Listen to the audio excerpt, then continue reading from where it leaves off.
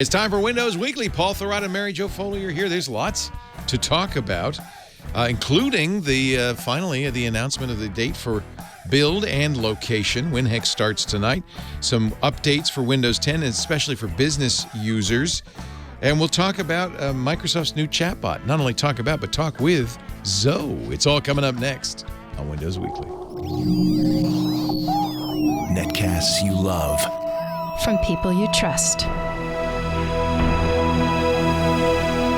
This is Twit. Bandwidth for Windows Weekly is provided by CacheFly at CacheFly.com.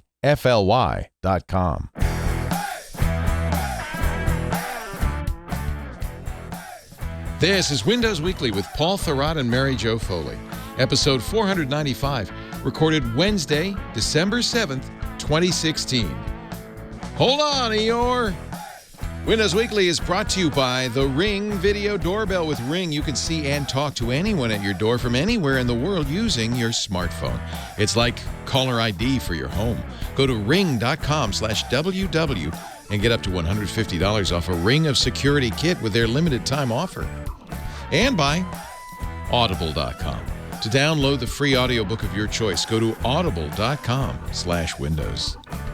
And by Freshbooks, the super simple cloud accounting software that's giving thousands of freelancers and small businesses the tools to save time billing and get paid faster. Try it free at freshbooks.com/Windows. It's time for Windows Weekly, the show where we talk about Microsoft with two of the premier Microsoft observers in the whole wide world, Mary Jo Foley. In fact, her URL at our ZDNet blog is all about Microsoft.com. It is. Oh, it's a good name. Uh-oh. Paul Thurrott. He's here too from Thurrott.com. THURRO good.com. And he's... That should be your jingle now. THURRO. They call him Sparky. For reasons that will become obvious in just 10 seconds. So, anyway. Hello, boy and girl. Good to see you once again. This is 2 weeks in a row you've been home. I don't know how I'm going to deal with this. I know. We're not liking this at all. Mary Jo. Uh-oh. Yes. Breaking news. It's up. Oh, so it's funny because when I dialed into the notes that Paul and Mary Jo put together, Leo, I can neither confirm nor deny that there were other things in the notes that you saw briefly and then disappeared. There were things that had disappeared, but it wasn't anything I could deduce anything from because it was a misspelled announcement. So I'm thinking, you know how twins have like a special language? Yeah, you and Mary Jo, you were talking together. Yeah, it's based on it's just it's the Sims. It's the language of the Sims, right? You just kind of. It's the language of the Charlie Brown teachers. I think you speak Simlish. Simlish is what it's called. I didn't know that. The language of the Sims. It's Simlish. I like it. Yeah. So anyway, do you want to talk about it now, or is it still? No, it's not important. Forget it. I'm sorry I even brought it up. The worst. Maybe we should start with it because it's kind of interesting, right? I think so. No, all right. Should I play a klaxon horn or anything? Should I make it? It's announcement time on the show. Great rejoicing was had. What? I mean, this is going to be such a anticlimax. Letdown. It is. When you tell us what it is. Maybe not, because people have been asking us this a lot. So we just found out a few minutes ago when Build 2017 is going to be and where. Oh, thank God. Thank God. Well, they usually hold off announcing this till like a couple weeks before, and then everyone's scrambling. So they told us today, Build 2017 is going to be in Seattle. Oh, nice. In May 10th through 12th next year. Nice. That's a good place to have it. I hear there's some big companies up there. Yeah, there are a couple of big companies. Nintendo and Amazon. I hear that, well, no, I don't hear that. I assume that the word Seattle means not in Redmond, and that maybe they're going to the convention center. Oh, that's interesting. That's my guess, too. Build is how big is Build?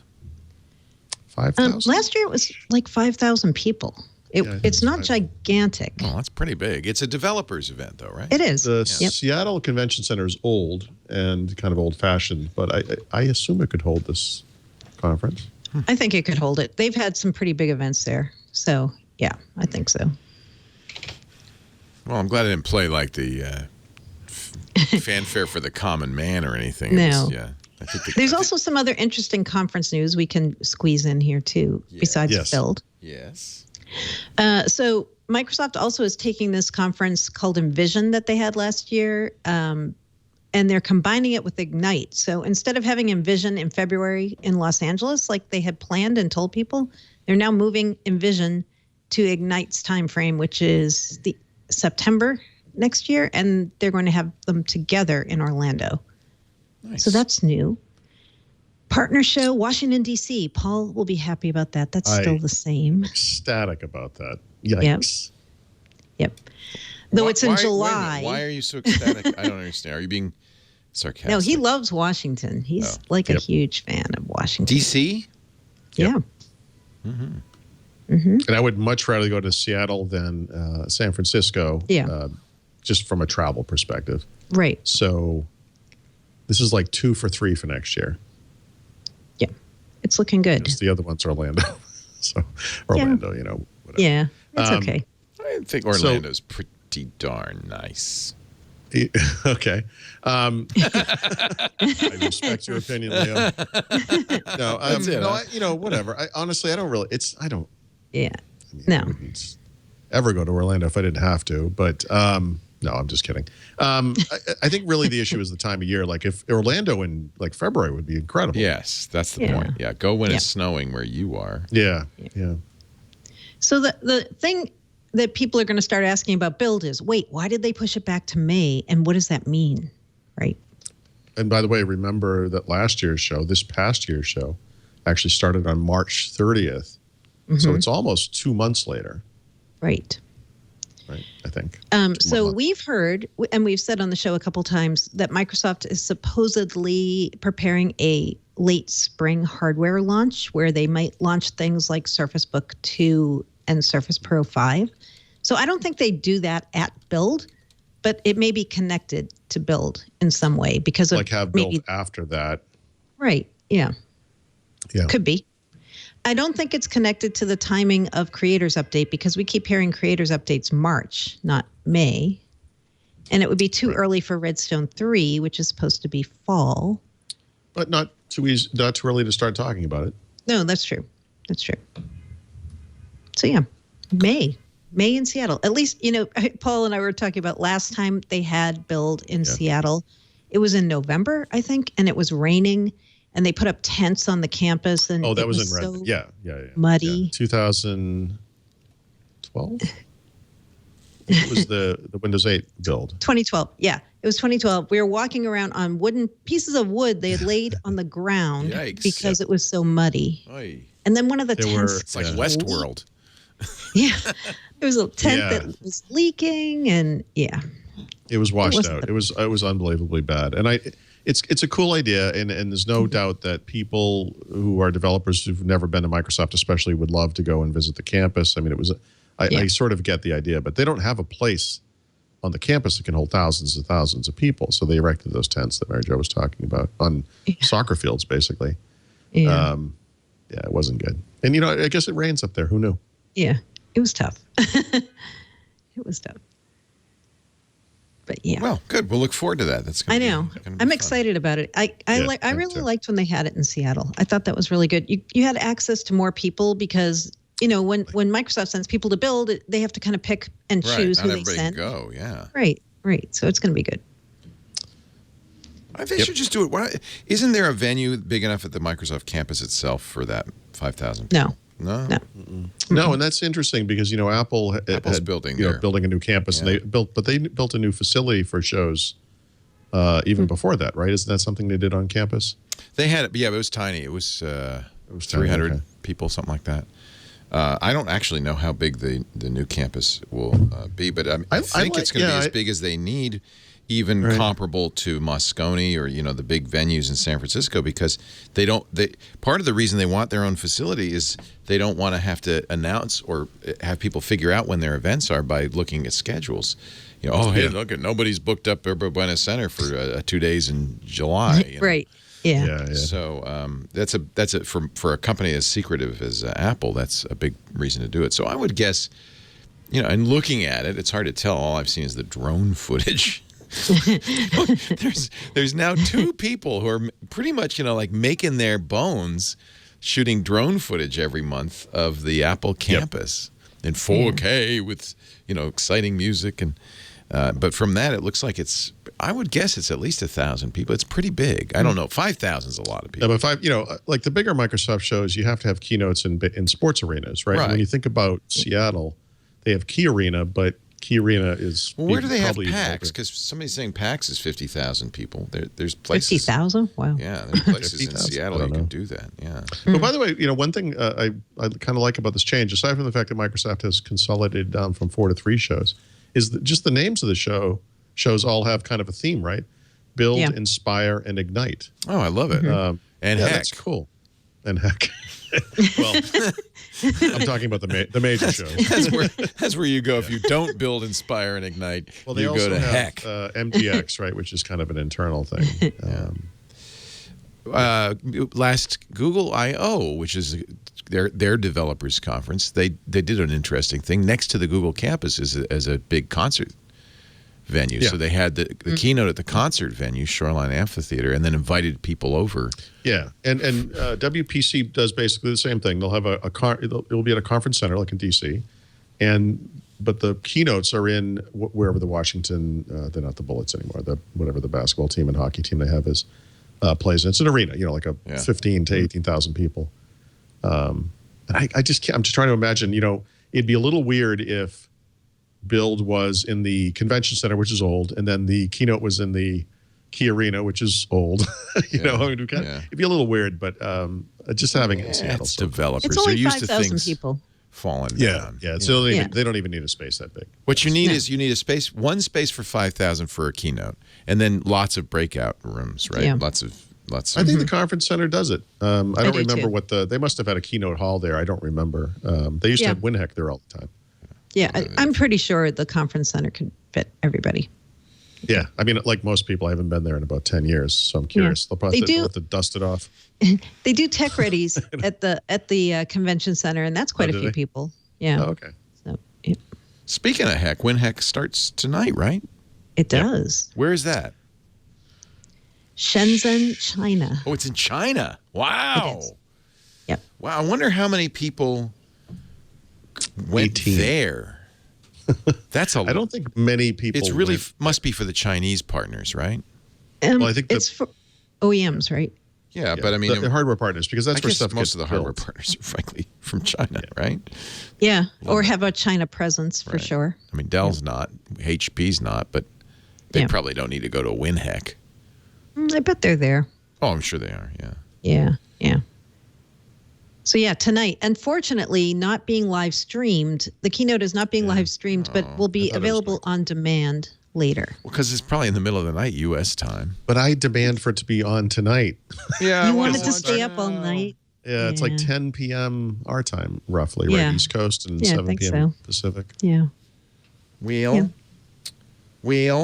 That would have been perfect. I could have watched it right after the Westworld rerun. Yeah. Yep. Oh, well. And WinHEC, is there going to be anything really interesting, you think? What are they going to talk about? Well, they already told us that they were going to talk more about the whole idea of mixed reality and connecting VR and AR headsets to PCs and talk to partners about how that's going to work. Do they want partners to build HoloLenses, basically? Yeah? Yeah, or VR headsets or their own devices. Well, I know they announced the platform for VR. Yeah. Have they announced a HoloLens platform, an AR platform? Yeah. So that's what HoloLens is. It's not just from Microsoft. It's Windows Holographic is the platform. So they announced it was going to be in Windows, I guess, a build. I don't remember when that was, earlier this year sometime. And at the October event, they talked about it a bit, and they've said, and they talked about the partners, all the 5 top PC makers will be making these headsets.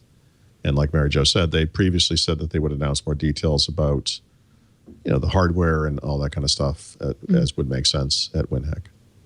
Cool. Yeah. So it should be good. It should be some interesting stuff.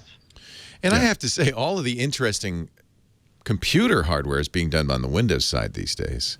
Not just Microsoft, but I think Lenovo with the Yoga line, that's really interesting. Acer's done some really cool stuff. HP's done some really cool stuff. Yeah. Yep. You still use that Spectre? Yep. It's still beautiful. using it. Isn't it beautiful? Yep. It's great. And it's so light and thin. It is. I just really like it. What about the studio? Are you still loving it Love this week? it. Yeah, you want to know? Yeah. Love it. So we're going to but it's a little sluggish as I've noted. Yeah. Cuz I got the bottom of the line. I mean, I didn't want to spend more than $3,000, especially since I wasn't sure if it would be a computer I'd be in love with. If I'd known how much I liked it, I probably would have gotten the $4,000 one, the top of the line. However, I think we're going to be able to speed it up. Father Robert says, because there's one upgradable piece to it, and that's the hard drives. So Father Robert says he can do it. I'm a little nervous. Nice. He says it might void the warranty. Is he going to perform an exorcism? He's going to go in. He's going to go in, and we're going to replace. So it's a hybrid, right? So it's a relatively small SSD. I can't remember how big it is. Plus a really sluggish, slow spinning drive, 5,400 RPM spinning drive, to make a terabyte. So what he's going to do is replace the SSD with a fast M.2, a Samsung EVO, and he was going to get the EVO 950 at 512 gigabytes, and that was like $400 or $500. I said, let's be realistic here, because I'm buying this stuff. So we're going to put a 256 gig 850 in there, which will be plenty fast enough, and then replace that slow spinning drive with the terabyte Kingston SSD. And he says it's totally doable. And I suspect even, the i5 isn't that slow. I wish I could put more RAM in it. That's probably the biggest hurdle. Is it a dual core, though, mobile part? Oh, I can't remember. It's a mobile part, I'm pretty sure, because it's a mobile GPU. So it's a laptop. It's a tiny little thing, the base of the monitor. What you're really getting and paying for is this, I can't say enough about it, 28-inch, gorgeous touch screen. 4,500 by 3,000 touch screen. That is worth it. And if I can get relatively decent performance, which I am, it's a plug-in. I don't care about. There's no battery. I think it's fine. You know what? I know I'm negative all the time, but how anyone could spend $3,000 to $4,500 on a computer and then have to have the discussion you're having right now is beyond me.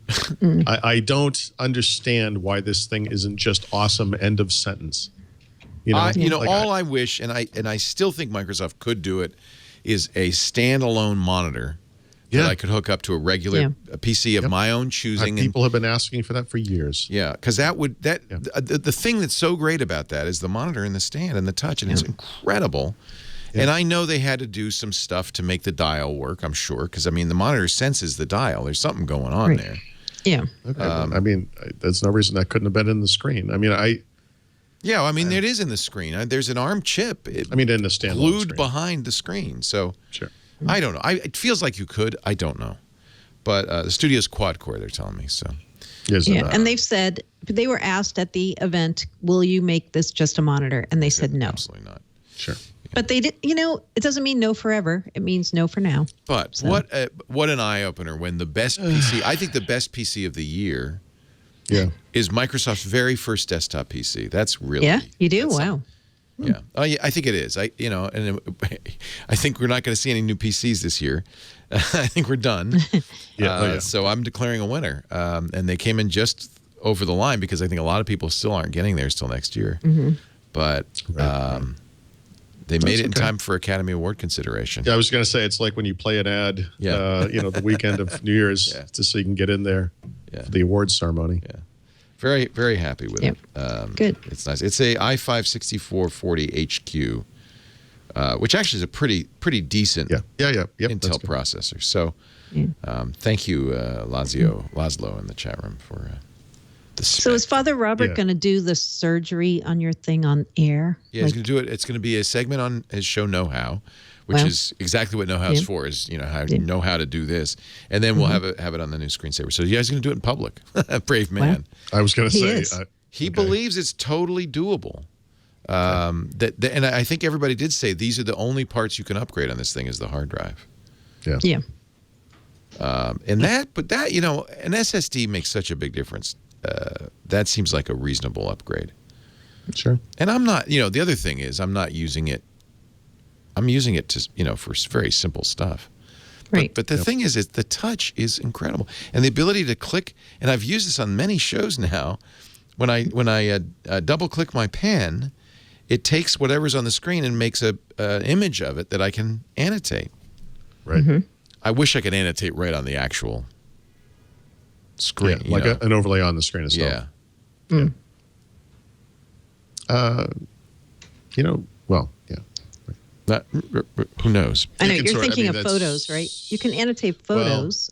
Yeah, I was thinking of that Windows Ink workspace feature, which I think is actually what he's talking about. It takes a screenshot, then you annotate on top. Yeah. But it does it quickly.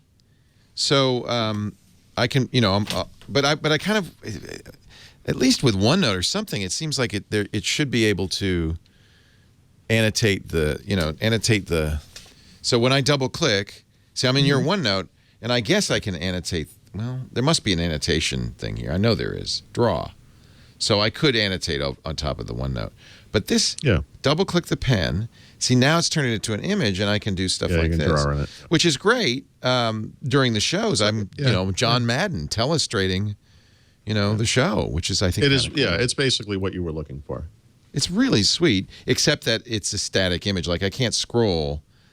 Like I'd love to scroll up a little bit, and annotate the next page. I brought this up before, and I still can't remember his name, but you'll know. I think it was on Tech TV or maybe the site or something. But there was that guy, that crazy computer scientist from California, used to draw with a marker on his screen. Yeah. What's that guy's name? He used to use, it was like a Sharp. He used an erasable Sharpie. Yeah, he was great. He used to make, every time he did that, I freaked. Yeah. But what a good idea. In fact, I probably could do a dry erase marker on this. Yeah. Well, I'm not sure that's a good idea. There's alcohol in those. It probably would you don't want to screw with the whatever coating is on the screen. This is pretty good. I mean, the fact that I can do this and, Yeah, no, that pretty much, I think it's and I can send this to you. I mean, I could save it. I can, I mean, there's lots of stuff I can do with it. But you know what? A lot of times for your uses, you don't want to save it. You literally are just highlighting something. It's perfect for the show. Yeah, and look how fast it is, Yeah. So that I like that. Anyway, I don't know. People are probably bored to tears now with my overflowing love for the. No, you know what? After the show last week, I got so many tweets for people saying, "Oh, I made a huge difference to see that on the show," because they felt like they heard about it, they saw pictures, but when they saw you using it, it was different. Well, go to the Microsoft store because a lot of people play with it there. It's a shame that it's so expensive for what you're paying for the screen is what you're paying for. Yeah. But and for my use, it's the best thing ever. I mean, I put it on the round table. I'm using it every show now. It's like your OneNote. It's like Microsoft created a product just for you. Just for me. Yeah. Well, I have to think it's a small market. Yeah, I think so. We've actually had this conversation on MacBreak Weekly as well, which is why doesn't Apple acknowledge, look, we're not going to make a lot of money on this, but these people are so important as influencers, as creators. It's an ecosystem you want to support. You're not going to lose. I would hope you wouldn't lose money on it, but it's not $1 billion business, obviously. But it is important for I believe for mind. Leo, I firmly believe that this kind of thing can only happen when you're not dominating. I think you're right. They have $1 billion businesses and they just don't care anymore about that stuff. When Apple was up and coming again in the 90s with Steve Jobs and everything, they might have gone after something like that because it would have been important to them from a mindshare perspective at the time. I think today they just don't care. I can't remember who, somebody said, the worst thing that can happen to you is success. in the tech industry, but I think in many fields, because success makes you complacent. It makes you sit back, and frankly, you're doing well enough that it's okay. Yeah. But being hungry, as Steve Jobs used to say, stay foolish, stay hungry. Actually, he was quoting the Whole Earth Catalog, Stuart Brand. But that helps a lot. And Apple is the farthest thing from hungry you can be. Exactly. And Microsoft's been in that position, right? And to their detriment. No, when they, just like you're saying, when they are kind of feeling fat and happy, they stop really trying. Yeah. And when they're scrapping, that's when they do their best. Yeah. For sure. Yeah, Apple does. Microsoft doesn't embrace open source when everything they're doing is going gangbusters. Yeah, look at this Linux thing. Yeah, right. Who would have thought? This wouldn't have happened in 2000. Yeah. So anyway, kudos to them, and I would guess I haven't seen what the magazines say yet. Are there magazines still in the tech magazines? I haven't seen. Let's see what the newsreels before the movies have to say. But I from Europe. There have been some good computers this year. There is nothing that I think challenges the Surface Studio. It is easily the best computer of 2017. With that, I can't think of anything comes even close. So, and it's what, frankly, Apple should have done. And Apple is, you're going to lose creatives because creatives are going to move over. Yeah. And in the long run, that's good for the Windows ecosystem, because creatives, they go, oh, I don't want to use Windows, but this is so cool. And then, like me, you start using it and you go, I can use Windows. This is fine. Mm-hmm. This is fine. Yeah, like you said, it's a niche that's very visible, and it's going to be on TV. It's going to be on people's desks. People who are creatives, you'll see musicians, they hope, and artists. I heard about the car that has the gull wing doors, but all I can afford is a Honda. Right. I also bought the gull wing doors. I didn't know that. Sorry. So one of our users, Hamet in the chat room, is blind. He went with his mom to the Microsoft store yesterday to touch the studio. He said 4,500 by 3,000. That's epic. I guess he's got maybe some partial vision. He was really impressed. And that's one of the things you can do. You can zoom in really easily. I don't know. It changes. It literally, every once in a while something comes along that changes your relationship to the computer, to computing, and this is one of those things. And it's from, of all people, Microsoft. And by God, their first desktop computer. Yeah. Wow. Yeah. Yep. That's like your first at-bat in the bigs, hitting the home run. Yeah. Yeah. It's impressive. Let's talk about, I didn't even know this was a thing, the Cortana Cube. I want one. Where do I get it? I think Brad coined that, didn't he? Brad Sams. I mean, look, Apple's the only, and Microsoft are the only companies left out here. We've got Google and Amazon. I'm sure Facebook's thinking of a cube. Yeah. A Facebook funnel. I don't know. Facebook funnel. What would you call it?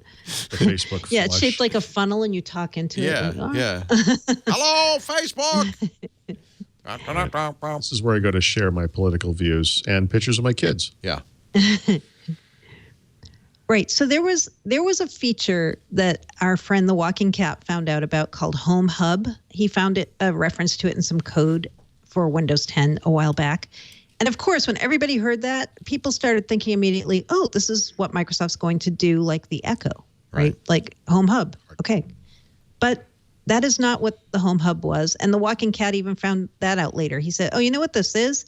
It's more like Family Center. It's more like a desktop thing for sharing your accounts and your apps and your music with your family members. But people still kept calling it something like a Cortana Cube. Like people kept saying, no, that it's going to be hardware. They're going to announce it on October 29th. It's going to be a thing. And that didn't happen, of course. But then we're finding out more about what Home Hub is now. And Windows Central wrote something last week that was interesting. They were talking about Home Hub and how it would be kind of the central sharing capability that Microsoft will fill out over the different versions of Windows 10 as they evolve. So there may not be a lot of this in Creators Update, but maybe by the time of Redstone 3, there'll be more, and they're going to keep adding more and more features to make it easier to do things like share calendars with family members, share your music, share shared subscriptions. It'll be almost like your refrigerator door in a way, like everybody's calendar's there and you can see what the family's doing, photos of, that people want to share and such. So that's the kind of the big overarching concept for this. But how it evolves and what form it takes and when it all comes to market is something we don't really know so far. But if you hear about Home Hub, that's what that is. Incredible waste of time is what this is. What you just described as a future product in the end of 2016 is a non-event.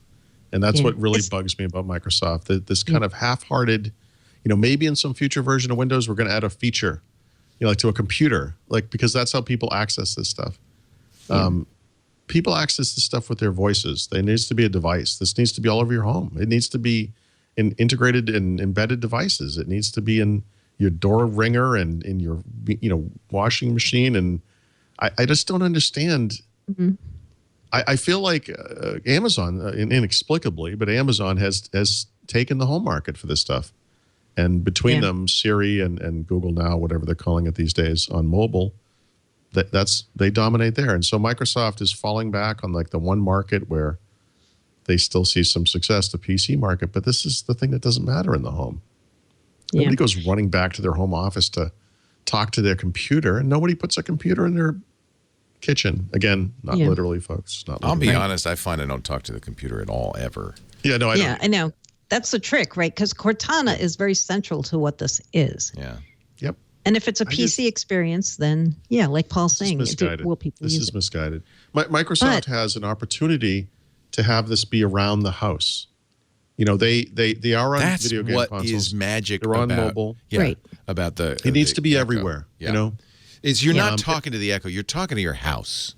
By the way, the other thing about this that really strikes the wrong chord with me is one of the big complaints about the Echo and about the Google Home device now that has come out is that it has to be tied to an account. So if it's tied to your account, I could just walk up and say stuff to it. I could add reminders to your calendar. I could change the music playlist it's playing. These things have no sense of who individuals are. And so here we have Microsoft with one of the most powerful enterprise-class operating systems on Earth, and they're working to make it stupider so that they have an above-the-LX screen experience where anyone can add reminders and do all this dumb stuff I just described. But don't you think? It is astonishing to me. I think they must think they can solve that issue, because if they don't, then it's not even going to work, right? I think it's 2016 and they haven't solved it, so it's too late. And this is Windows Phone again. This is the Microsoft Band again.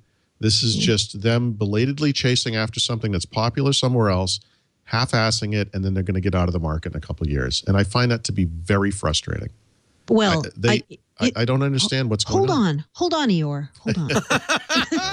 Whoa! All right. All right, I'm getting coal in my stocking now from Paul after that. Cancel the beer order. No, go ahead. Yep.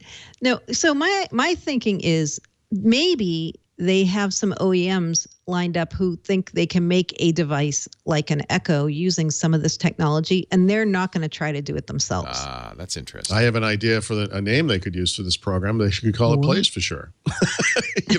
Hey, have we heard that before? Yeah. Yeah. No, of course. By the way, they are going to market with Windows Holographic that way. They're going with their partners. I mean, it makes sense if they're going to make this a PC thing that it would be what you described. I think there are so many problems, and it's kind of hard to even just kind of focus on one of them. But think about what happened with Microsoft Band. For example, that one of the problems with the Band was that they couldn't get Windows 10 IoT down small enough so that it would fit in a band type thing and have, acceptable battery life and all that kind of stuff. Yeah. So Microsoft has this IoT platform. I'm not sure that it's being used extensively. I don't know how that compares to other things that are on the market. I just literally don't know. But it would make sense if there were a variety of hardware partners, maybe more of the like the Cedia style hardware partners, the home automation guys instead of like the PC guys. Yeah, that would help quite a bit. Microsoft's Cortana stuff technically is in a lot of different places. I mean, there's an opening here. Yeah. It just blows my mind how slow this stuff is, and that they're going to market with this kind of PC focused product. It's really just a software application. I mean, to me, that's just the kiss of death. Here, heading into 2017. Yeah, I just don't think the PC user base is engaged enough to do this kind of thing. I think to make this work, it's got to extend to other devices. It definitely has to extend to phones, right? And not just theirs, obviously, since they have under 1% market share. But right. What if they had this working on iPhones and Android phones and Android tablets, and people could use that to, at some point, control home devices? And, that's what Home Hub is.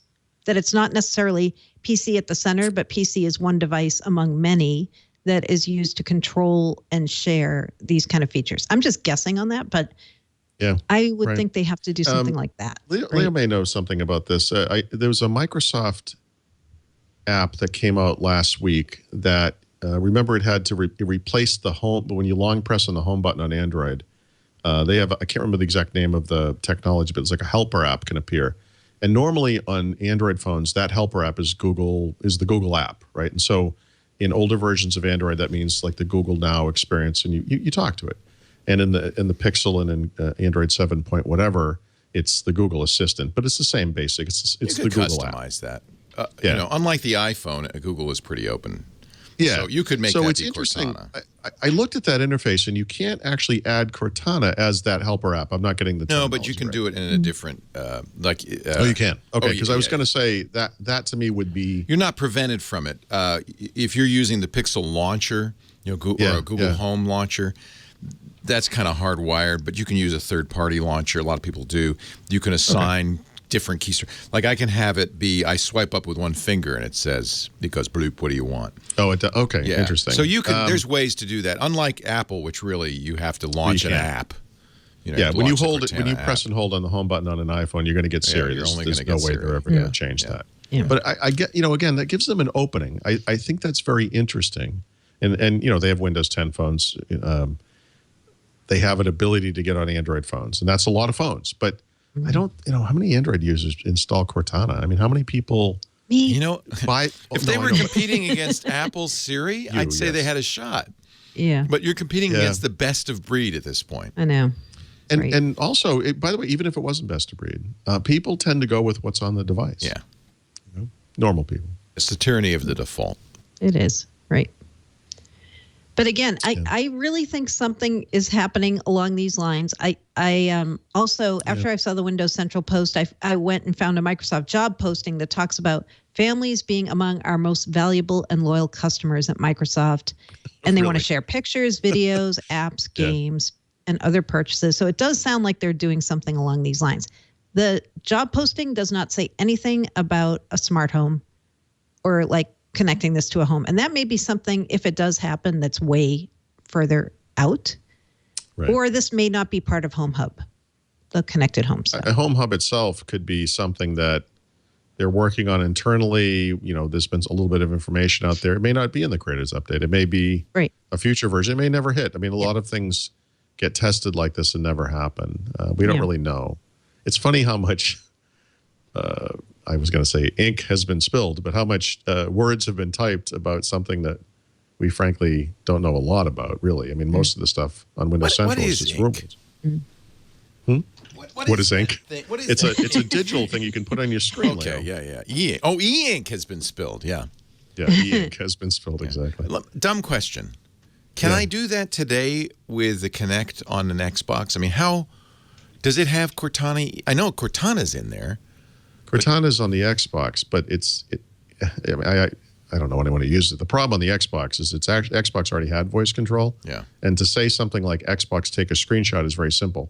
Saying "Hey Cortana" requires you to reset the console, change the way you do things, and then it's a longer thing to say. And I suppose you could to your Xbox. I don't remember. Honestly, I tried it once and gave up on it. Me too. It's so funny. That's why I'm asking. Hey Cortana, what's the weather? Is it raining? Or whatever. Right. I assume that stuff is there, and I know that they have added features that are specific to Xbox and gaming, right? As they would on that device. But like you said, Leo, I just find myself. I think there's a place for it on mobile devices because it's so personal, and I think there's a place for it in what I would call appliances, like living room appliances or home appliances, because maybe you're cooking or you're doing stuff with your hands, you're carrying the laundry, you're doing stuff around the house. And being able to have a conversation with this, digital ghost up in the air or whatever is, you can see where that would be very useful if it worked. Putting it on the lock screen of a Windows 10 PC, Yeah. it's just like, yikes. I mean, I don't know. Except, what is a PC? Oh, man. Let's get really philosophical, right? No, fair. I mean, but HP makes those little goofy looking Echo type computers, for example. That's a PC. You could talk to that. And I know what you're saying, but I mean, the stuff that we've seen about this particular technology literally is the big advantage of this thing is the screen. It's above the lock screen on a screen. Right.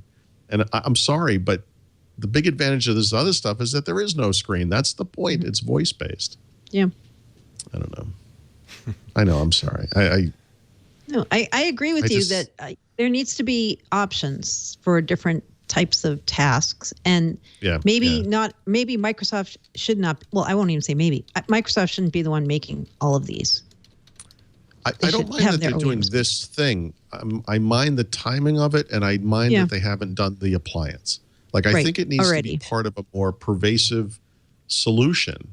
And I don't care if Microsoft builds a Cortana Cube or whatever you want to call it, or if HP builds it, or if Lutron or GE builds it. I couldn't care less who builds it. Saying Insteon is a Microsoft partner. Insteon. They are. Insteon would be very interesting, because that's one area where I could see people doing this, is saying, close the windows and turn on the TV and dim the lights to 30%. Would be such a natural use. Oh, and while you're doing that, what's the weather? Yeah. There's a place for it. You can do that right now with an Amazon Echo and SmartThings and a few other hubs. Yeah. I'm astonished how popular the Echo is. I'm confused by it. I don't think of Amazon as, with the exception of Kindles, which are very specific products. I don't know that they are a successful maker of consumer electronics. And yet here's this thing that looks very popular in the home. It's not really connected to anything out in the world at all. You use it at home, and then if you Which is why Amazon's Echo is a success, because it doesn't need to be. That's interesting. It stands by itself. It stands alone and does what you need it to do right there then. And that is also easier to grasp. It's not an ecosystem. It's a kitchen timer that can play music. Leo, it's a kitchen timer and an ecosystem. Well, it's becoming an ecosystem. That's an excellent point. I mean, it's funny, simplicity wins the day. Yes, in many cases. In this category, for sure. Microsoft could stand up at some event and say, we've rallied the top 5 PC makers. We got Western Digital and D-Link and Infineon and Lutron and GE, and they're all going to make these Windows IoT products or whatever, and Amazon's going to sell 7 million Echoes next quarter, and who cares? It just doesn't matter. Well, apparently, Battlecamp says that the Insteon can be controlled by voice using Windows Phone, so they're almost there. Yeah. Why are you laughing? Well, being able to be controlled by Windows Phone is being able to not it's be proof of concept. There you go. Okay. Proof of concept, not necessarily a world-beating new technology. Yeah. It's I mean, it's fun. We're looking squarely into the eyes of the future, but we don't know yet what we're seeing. And I'm doing I this think so the future long that now you're looking at is actually a semi-trailer that's going to hit me in the face. I heard the horn. It's going to hit our building 1 minute. You see that bright light? No, honestly, the frustration I have with this is that I sense this sequence of events we've lived through before, and I hope justifiably understandably worried that they're going to do the same thing they've done in the past. I don't think you can move quickly enough on this kind of stuff. They talk a lot about bots and artificial intelligence and machine learning, and it's all great. But when it comes to consumers, you're either going to do this thing or you're not. And if you say you're going to do it next year a little bit on Windows PCs, the answer is you're not. You're not. You're right. I kind of agree. And I'm just frustrated. It's not enough. Yeah. I don't know if you guys remember this, but we've been talking about Microsoft doing this project called HomeOS for maybe 4 years. Really? It was a Microsoft research project. And the idea was they were creating this HomeOS it's like a hub, basically, where all different peripherals could plug in, and HomeOS would act like almost like the directory for all this stuff and be the center point for gaming consoles and printers, PCs, and your lights, your TVs, all surveillance cameras, all that stuff. They came out with an SDK. It stayed a research project through at least 2013, 2014, and nothing ever happened with it, as far as I know. This has, I mean, even tenuous relationship to something like Windows Neptune, which was a kind of a consumer-based. I don't remember if it was before or after Windows Me, but this notion of I'm getting the terms wrong, like activity centers, which are kind of like these hubs, where again, simple graphics, cute looking, and you can walk. They didn't have touch them. You can imagine them being touch based. And being focused on different things. And in back in the computer days of the late 1990s, early 2000s, it would be, here's a hub for printing, here's a hub for photos, here's a hub for, videos or activity centers or whatever. It's funny how we're still kind of talking about the same kind of a thing. I mean, they're not shots, the kind of made up images that we've seen of this Home Hub thing are like, they're just activity centers, Here's a cute little activity center for your day. Here's the weather. Here's the stuff on the calendar. It's the Outlook Today screen. It's been an Outlook since 1999 or something. It's we've kind of had variations of this stuff all along. We just keep repeating. You can already do shared calendars, right? I mean, that's there. Yeah. But I still, there's a big disconnect between Microsoft's strength as a supplier of enterprise software, which relies on individual user authentication, and then this kind of home device where it's like, anyone could walk up and screw around with your stuff. And it's a little, I don't know. There's a lot not to be sure of here, I guess. Battlecam, who's disabled, says he actually is using the Amazon Echo to do everything from turn on the TV to a specific channel to turn up the thermostat. Yeah. That's really kind of neat. Yeah. No, it's incredibly neat. And it's just a lot of work, and most people don't do. See, the real problem is it's easy to hit the thin layer of geeks and kind of really involved people, but the mass audience that you need to make a technology succeed is really doesn't want to. I mean, And by the way, 2 months before the Echo came out, if you said, "By the way, Amazon's going to release this thing where you talk to it and it does stuff," you would have been laughed out of the room. Yeah, I know. Yeah. Atari's making a comeback too, by the way. It doesn't make any sense. That is one of the big surprises of the last few years is Amazon. It really is. Yeah. Yeah. Hey, as long as we're talking about the Internet of Things, let's take a break and talk a little bit about the Ring Video Doorbell. This is the holiday gift of the year. In fact, they're having a hard time keeping them in stock. I'm not kidding you. So you want to get right now to ring.com/WW and pick the Ring Video Doorbell of your heart's desire. A gift for yourself or a gift for a loved one.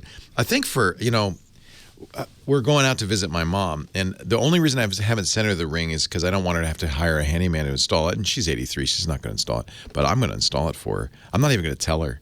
I'm just going to say, hey, there's the doorbell just rang. Look on your phone. Or maybe, I know what I'll do. I'll install it. I'll secretly put the software on her phone. And then the next time the doorbell rings, when her phone rings, I'll say, oh, yeah, Mom, go ahead and tap that notification. You can see who's at your door. What? Now press the button and talk to them. The Ring Video Doorbell, it replaces your regular doorbell, wired or not. So there's two different Ring Video Doorbells. There's the one with the battery, so you can do it on a non-wired phone, anywhere. It doesn't have to be your front door. It could be anywhere you want somebody to ring the doorbell. A lot of back doors don't have doorbells, right? But it'd be great to have this on your back door. It has so the doorbell attaches to your Wi-Fi. When the doorbell rings, it of course rings the doorbell in your house. And if you don't have a wired doorbell, you can even buy their little chime device and plug it in, and now it rings the doorbell in your house.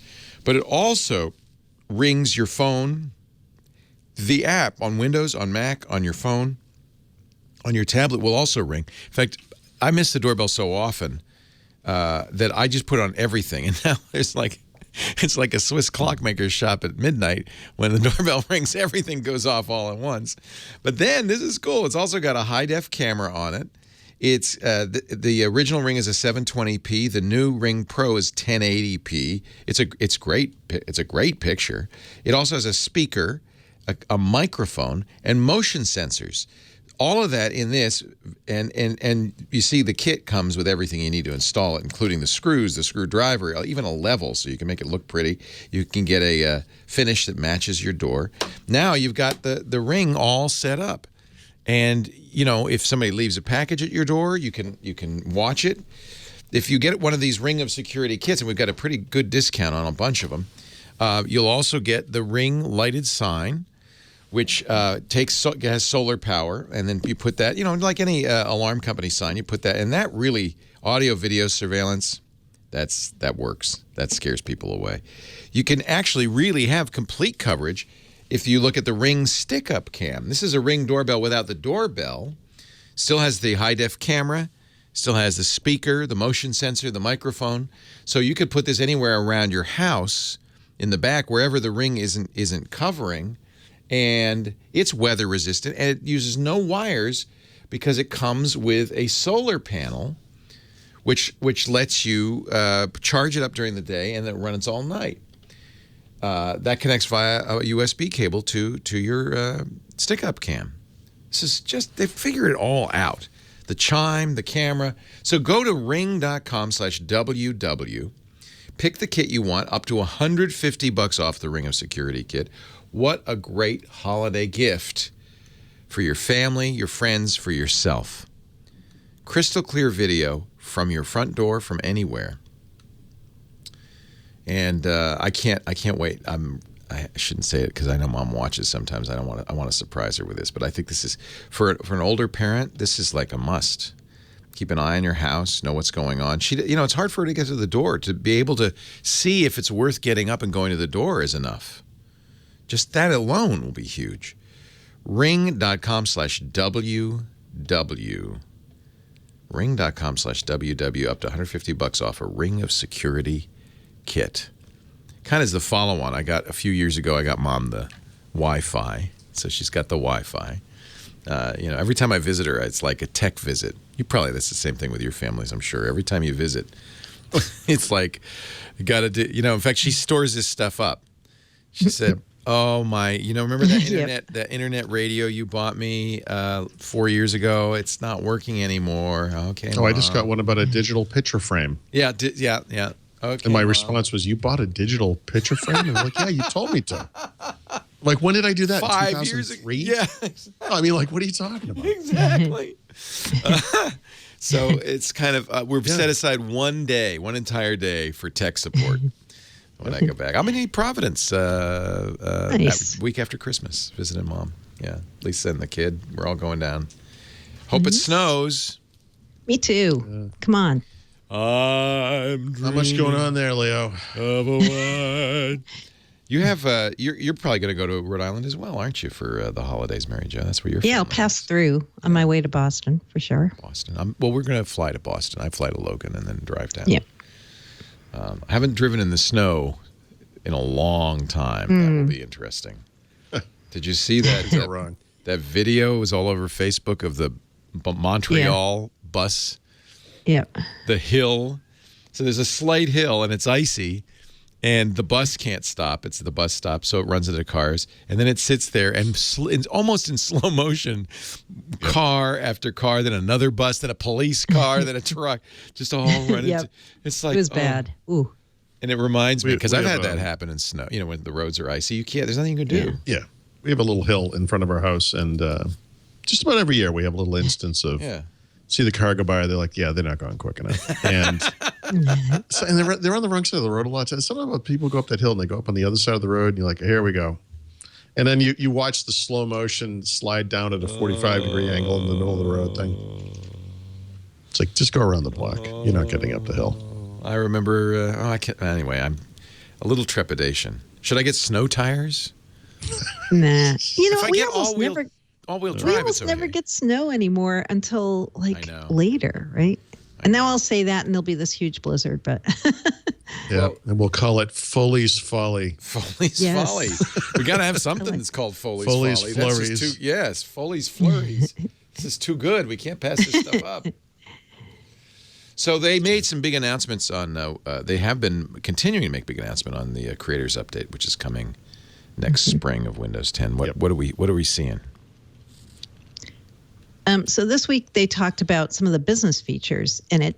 You know, in October they talked about things like the 3D paint and the My People feature. Is that what that's called? My People. My people. Let my people free. My peeps. My peeps. Yeah. But this week they talked about some of the things that business users will see in this update, and there was a lot of additional functionality around that thing that's called Windows Defender Advanced Threat Protection, ATP. So ATP is a service that helps business customers detect and respond to advanced attacks. So they're just kind of fleshing that out with a lot more, I guess I'd say more robust features, letting them add their own unique alerts to the database of threats. So if your company has something that always happens to you that's not in the Microsoft database, now you can add that to the central database of threats to help protect. Trying to think of some of the other things. They also talked about some new manageability kinds of stuff. There's an UEFI conversion tool that they're going to add to Creators Update so that people who have Windows 7 devices where they want to that currently have a legacy BIOS, they can automatically have that convert over to UEFI using this tool. More mobile application management capabilities get built in so that you don't actually have to go buy a third-party MDM product, even Intune from Microsoft, that inside of your apps, you'll be able to sign up for application management so that you can separate out business data and personal data on work devices. So they're doing a lot of things that I wouldn't say are brand new, but things that I know enterprise customers I'm talking to are saying, okay, that's what I want to hear about. You know, ink is cool. 3D, yeah, that's fun. But this is what I want to hear that they're doing to Windows 10. For business, yeah. Right. And, you know, the whole idea is let's make Windows 10 more interesting to businesses because they're the ones who haven't updated and they're the ones they want to start deploying and moving off 7 or even earlier versions of Windows and get them on 10. So the way you do that is you dangle the security carrot and the manageability carrot. And that's what they're going to do. I didn't know there was a manageability carrot. Manageability carrots. They're everywhere. That's a good show title. I can write that down. Security carrots, manageability carrots. I thought the show was going to be called Slow Down, Eeyore, but now there's nice. Not Foley's Flurries. Or Foley. Man, I don't know where to go with this one. All right. I don't know. A lot of title options there. Yeah. Manageability carrot. Yeah, well, it's good because Creators sounds like it's not for business, right? So it was good for them to say, hey, I know. We have some business stuff in here. I wouldn't be surprised if this announcement wasn't triggered by complaints, you know, of IT guys watching that Creators Update announcement and saying, what the heck is this? What about us? You've just told me that a mandatory update I'm going to have to install has a 3D paint program in it. Yeah, well, that's a good point too, right? Yeah. Right. No, if you go through the list, Microsoft posted a blog post about this, and I wrote about it. I think Paul wrote about it too. There's quite a bit that's just very business specific in the Creators Update. Yeah. It's all, actually. I looked for any little tidbit in there that would apply to consumers, but actually none of it does, not even one. Yeah. That's pretty funny. Security is a big deal. That's for everybody. It is. Yep. That's for everybody. It is. A lot of, I will say, a lot of that stuff around the Defender Advanced Threat Protection is only for enterprises because you have to be on the enterprise SKU. Yeah. All right. But the manageability stuff with separating out the data on your PC from your work data, that's something that's going to be in every version because you might come to work with the Windows Home, Windows 10 Home. Yes. So, yeah. They started doing that on, which was it, BlackBerry on their phones, and it was just a really good idea. Samsung does it as well. They have a kind of, it's like the mullet of phones. It's good. Business in the front, party in the back, kind of a phone. I don't know where I'm going with that. Windows 10 Insider Preview builds paused for transition to UP. Oop. What is UUP, first of all?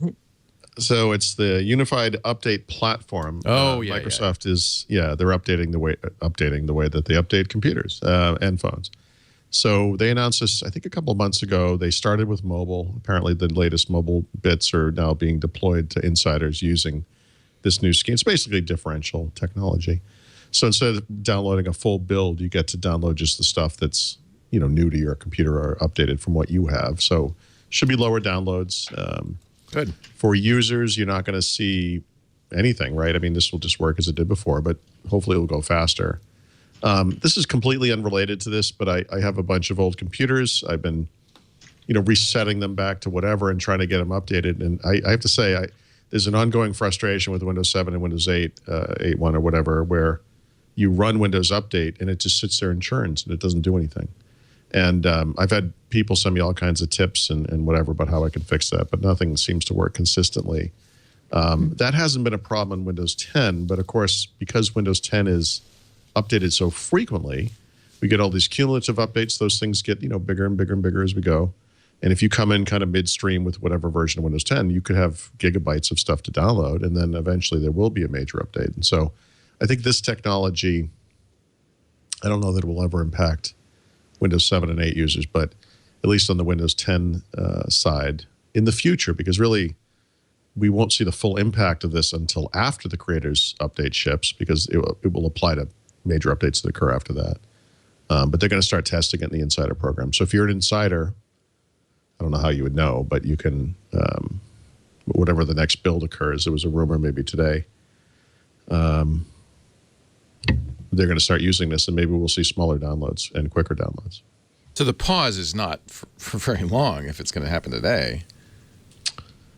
Yeah, I mean, they announced this. When did they announce this? A few days ago. Friday? Right? Oh, okay. Like Friday so and a tweet brief pause. Yes. Very Yeah. Well, we didn't. So last week we didn't get a PC build, if I remember correctly. Is that right? Or did we early in the week? Good question. I don't remember, but Usually I think it's Wednesday lately when we get builds. I don't remember. I can't remember anymore. But I think the reason they announced this, other than the obvious, hey, by the way, we're doing this thing, I think this might impact anyone who goes to get it, to get an insider build. They may not be able to get anything short term until this thing comes back online. So, And then once, I don't know if you know this, Paul. I've been trying to figure this out. So once the builds resume with UUP in them, it doesn't mean insiders will necessarily see a smaller update right away, right? Actually, I think it does, because the way Okay. that because insiders get full builds every time, right? Yeah, You're not getting a cumulative update. You're actually getting a build. You're getting everything. And so that build is 3 to 4 gigabytes or whatever.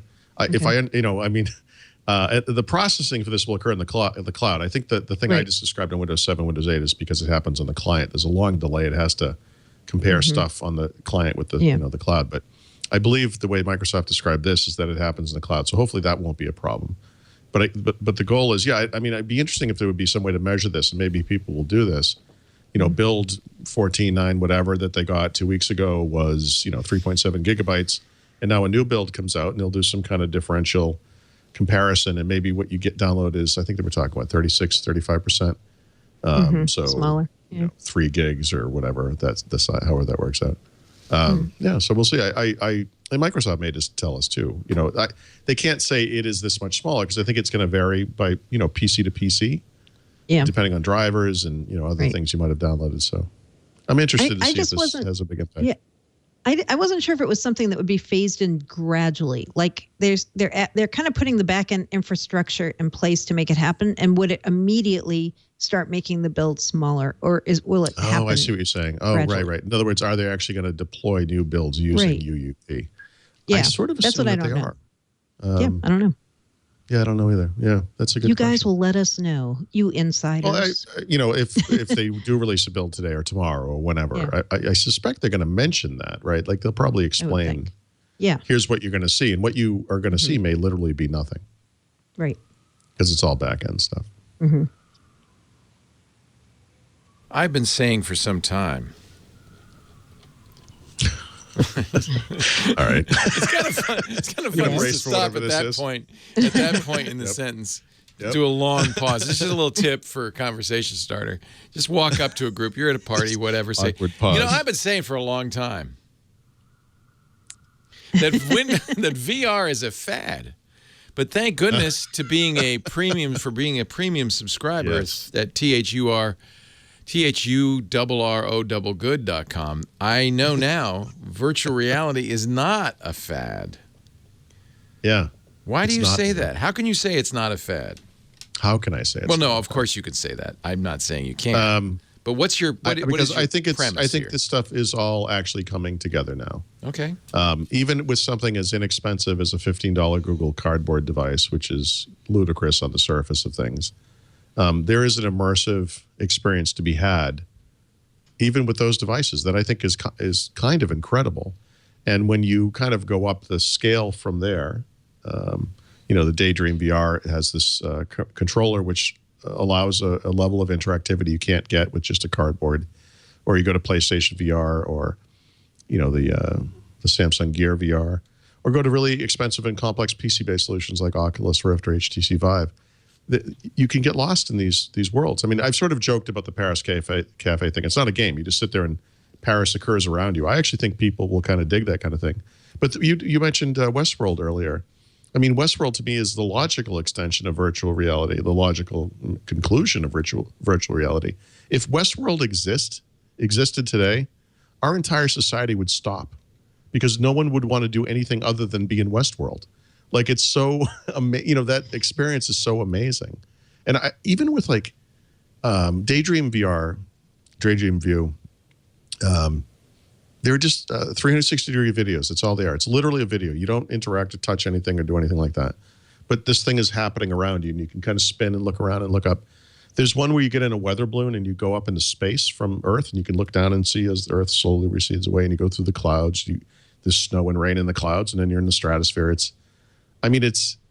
These are incredible experiences. It's VHS quality. It's lousy. It's the optics on this thing are terrible, and the phone is on fire by the time you're done with it. I get it. But this stuff, Windows holographic, we'll see what they announced tonight. I think this coming year, with all of Microsoft's partners coming up with that stuff, between all of those solutions I listed and Windows holographic, we're going to have this incredible range of stuff like right now. It's not something for the future. It's happening. It's literally happening. And it's, we'll see where it takes us, but this is not like 3D movies were briefly in the 1980s, or Pet Rock, or these other things that people kind of describe as fads. This is something I think that's going to stick with us for a long, long time. I think it's profound. And it's just like deeply meaningful experiences, that are virtual. It's an Isaac Asimov story. Yeah. Yeah. All right. Oh, you liken it to television football. And I think I think it's very much like that. Oh, where it is today. Yes. In other words, right. Back in the 1980s, my brother and I would play in television. I don't remember the exact resolution, but it was probably like 160 by 7. Wasn't very good. Really, really low. Yeah. The crowd noises were all that kind of machine noise. It was like, there was a sound of the crowd cheering. And the ball was, in the football game, was just like a square white thing that you could throw on the line that was also a rectangular white thing, and you couldn't see it anymore because it was. But it was immersive, and it was new, and it was fun. They were fun games. You look at games today, the way things have evolved. The latest Call of Duty, Battlefield 1, is an even better example. Those are incredible graphical experiences that are truly immersive. I mean, they're almost like history lessons in some ways. Battlefield 1, especially.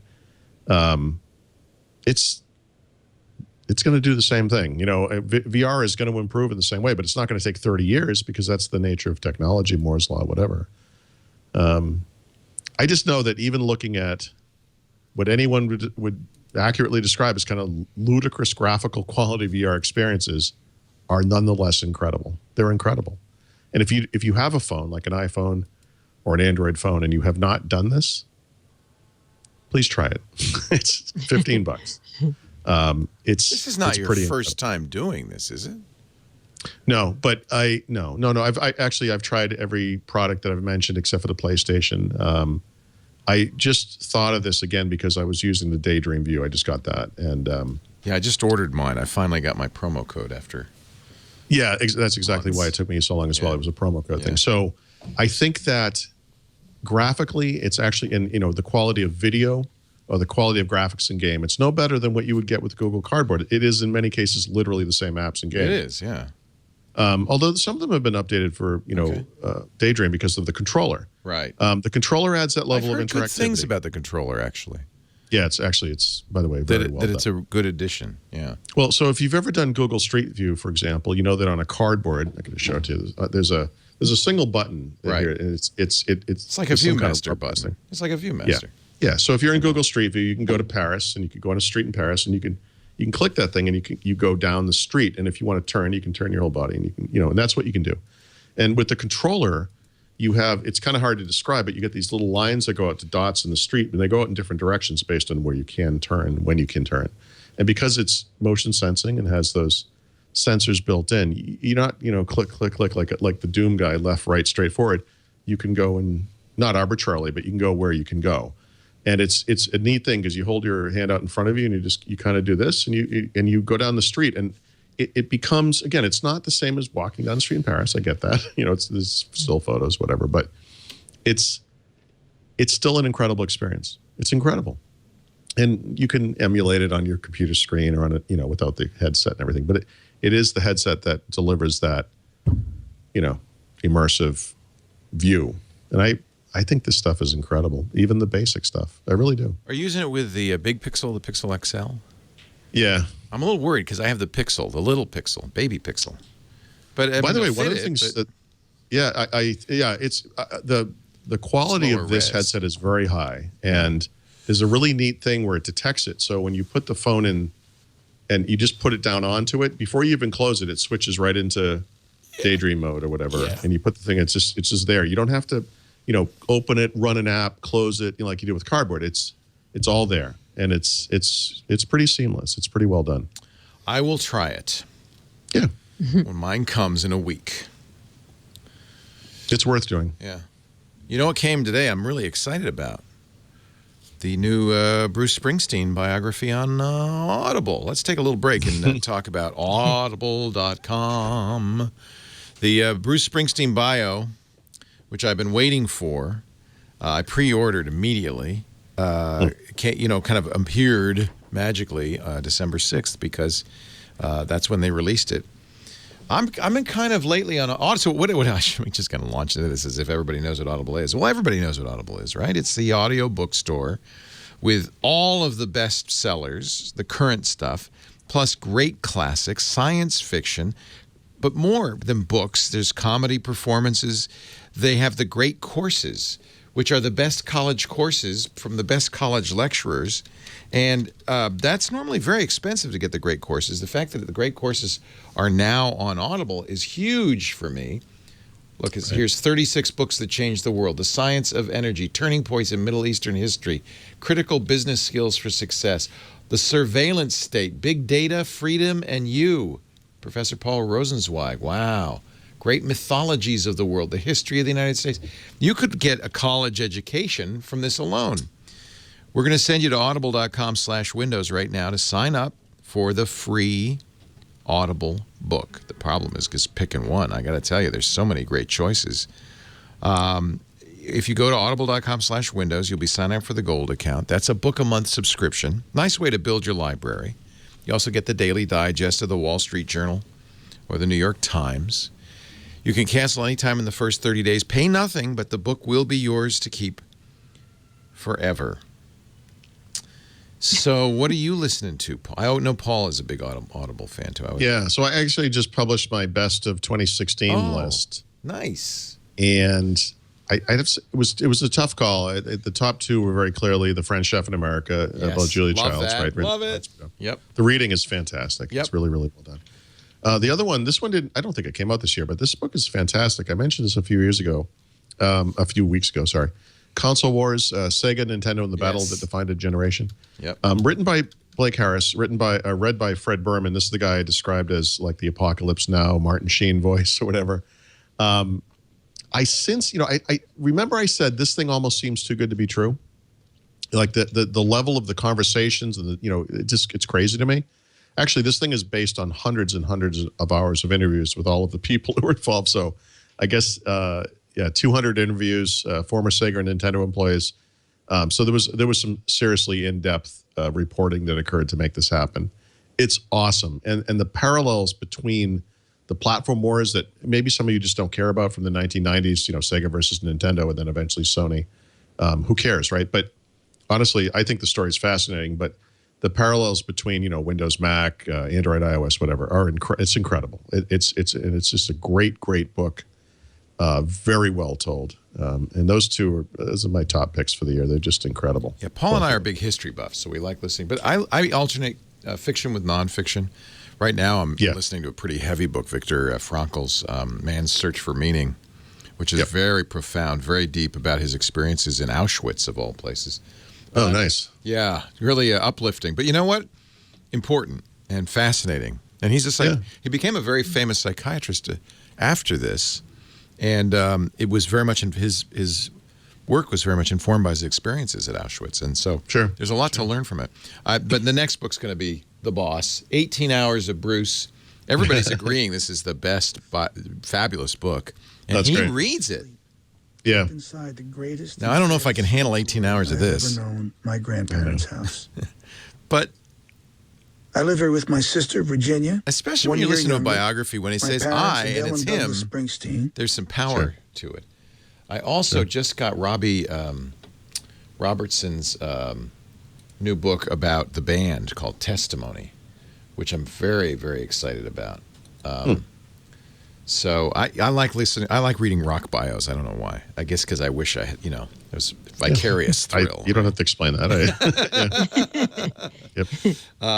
There's so many good books. You know what? This is what happens when people who listen to Audible get together. They go, what? So is it on Thurrott.com, your list? Yeah. All right. I've got some science fiction picks in there for those people, and some Stephen King stuff, obviously. Nice. Yes. Audible.com/Windows. We shouldn't have to sell this. You should just do it. I'm not going to sell it. Do it. I have no problem selling this. Do it. Just do it. Something I listen to Audible every single day. Me too. Every day. Me too. I've been listening. I set up some our Echo Dot with some good speakers in the bedroom now, right by the bed. So Lisa and I can listen to books together and music and stuff, and it's really a nice. It's the one thing that drives me crazy about Sonos right now. Yeah, no, I have to use the Echo for it. But with good speakers, it's like the Sonos. Right. And it was nice. We didn't watch TV last night. We went to bed early and listened to a book together. It was really nice. Yeah. It's very cozy. We had the fire in the fireplace and all the animals. I'll do that on long rides with Stephanie. We'll pick out a short story or whatever. Yeah. Doing a book as a couple is great. It really is kind of fun because then you can talk about it. Anyway, Audible always gets 18-minute ads on these because we just love them. I would do a show about Audible. I know, I would too. I keep begging them, let me do an Audible show. Yeah. Let's move on, however. We can't go on and on with this. Let's talk about mobility and Zoe. What is Zoe? Remember Tay? Oh, Microsoft's chatbot. What a nightmare that turned out to be. Right. So Zoe is another attempt by Microsoft to do a chatbot, an AI-type chatbot. And she is in preview right now on Kik only, not on Skype or any other. Yeah, it's very limited. A very Kik limited is a preview. weird place to put it. It is. Although, if you remember Tay, it's aimed at kids. Right. 18 to 24-year-old was Tay's sweet spot, and I bet Zoe is that or a little younger. Anybody who uses Kik. The only reason I even know about Kik is because it seems to have, I don't know, I always see on Instagram scantily clad young ladies who say, hit me up on Kik. And I feel like Kik is kind of, I don't know, something going on over there. My nephew's in middle school and he uses Kik. Okay. Oh, good. Okay. Really? Yeah. Yep. And he's not. I know he's always trying to get me to go on Kik. I'm like, no, I'm not. I'm not doing it. I thought Snapchat was the thing. But they put Zoe on Kik. So. Kik. Kik is a messaging. It's like WhatsApp. No, I understand. I'm just, I know why that, right? Well, I always joke with my kids about technologies I know they don't use. Maybe they're less racist on Kik than there are on Twitter. I always say to my daughter, I'll send you a Periscope. Oh, and she laughs. She's like, you don't even know what that means. Say, I made you a Vine. Try that. Yeah, exactly. Yeah. Right. Did you get my Vine? Did you get my Vine? I made you a Vine. Yeah, what else? One more thing about Zoe. So I guess Microsoft did learn from Tay because Zoe is very locked down and won't talk even politics. They're really limiting what it will talk about. It, she, I don't know which way to talk about her. So funny. So what does she talk about? It looks like very mundane subjects, like what's your favorite season, that kind of stuff. So if I set up a Kik account and I can add her as my friend? Yeah. Oh, I'll do it right now. Yep, you can. KIK. Yes. Yep. Isn't that a breakfast cereal? Oh, no, that's Kicks. Silly Thurrott. Kicks are for kids. This is the guy who brought you P interest, so we're just saying. Wow. Yeah. Remember I that? can like and laugh at myself. That's why I send my daughter periscopes. From the man who brought you P interest and sent you a vine. Now, Kik. Now Kik. Huh. Kicking it. Kicking it with the K. I think that's what Kik is supposed to be, right? I was confused by Chick-fil-A at one point. Chick-fil-A? Oh, Lord. Help us. You're so square, Thurrott. This goes back. Yeah, I mean, you can't. This is how dad jokes start, by the way. It is. Yeah. Yeah. Yep. You get some teenagers, and then you're so uncool, at some point you actually start going the other way. You're like, okay, how uncool can I be? Yeah, no, you embrace it. You embrace your uncoolness. Yep. And then you really you're going for the dad. Yeah. Yeah. Yeah. I want my daughter's eyes to roll back in her head so hard she actually. They're gonna anyway. Let's see how far back. Like she actually falls go. over backwards. Yeah. From the momentum. Let's see if I can knock her over. with her eye rolling. Yeah. Oh Lord. Kik is apparently Canadian because it says "Made with Love in Waterloo." Okay. Okay. So Kik is. I've never. Waterloo. Yeah. Well. Okay. There you have it. Yeah, I didn't install it or try it myself, but I've been watching what people have been saying. Yeah, I'll have a little Zoe conversation. Yeah, people are trying to trick it to see if they can get it to do what Tay did, which was racist things. Racist Do you stuff. think I'm pretty? Yeah. I think everyone's pretty on the inside. I'm going to take my Kik picture right now. Sure. Okay, there we go. This is very exciting. I'm sure that I will be able to get meet a lot of young middle schoolers with this. They're going to start having age things on apps, and it's going to be the opposite. Yeah, you can't. No, old you're man. too old. You're too. Yeah, sorry. You may not. There's kind of what Snapchat you're over 18? does. No, you can't use it. Snapchat makes their user interface so opaque that nobody of a certain age could figure it out. Right. Oh, this is good. My username. I'm going to make it Chief Twit if you'd like to kick me. Username already taken. Oh. What? That's my username. I do kind of try to get my username on. Oh, did I tell you about my new Kik account name? Oh, Leo? shut up. Shut up. Bastard.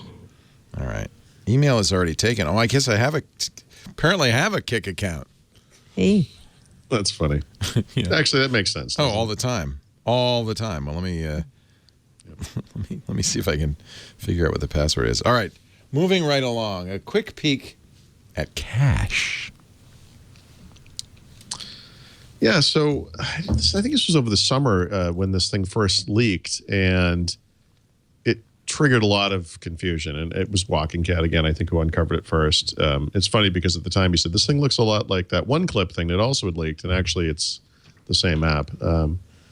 But as it stands today, Cache is it's a WPF app, not a UWP app, but let's say a Windows app that runs on Windows 10 and maybe on older Windows versions, I guess, as well as on the iPhone. It's in beta. And it's basically a way to collect information from anywhere, documents on your hard drive, stuff from the internet, whatever, and put them into collections that you're doing ostensibly for some kind of research. And it's like a central area to collect all of this stuff.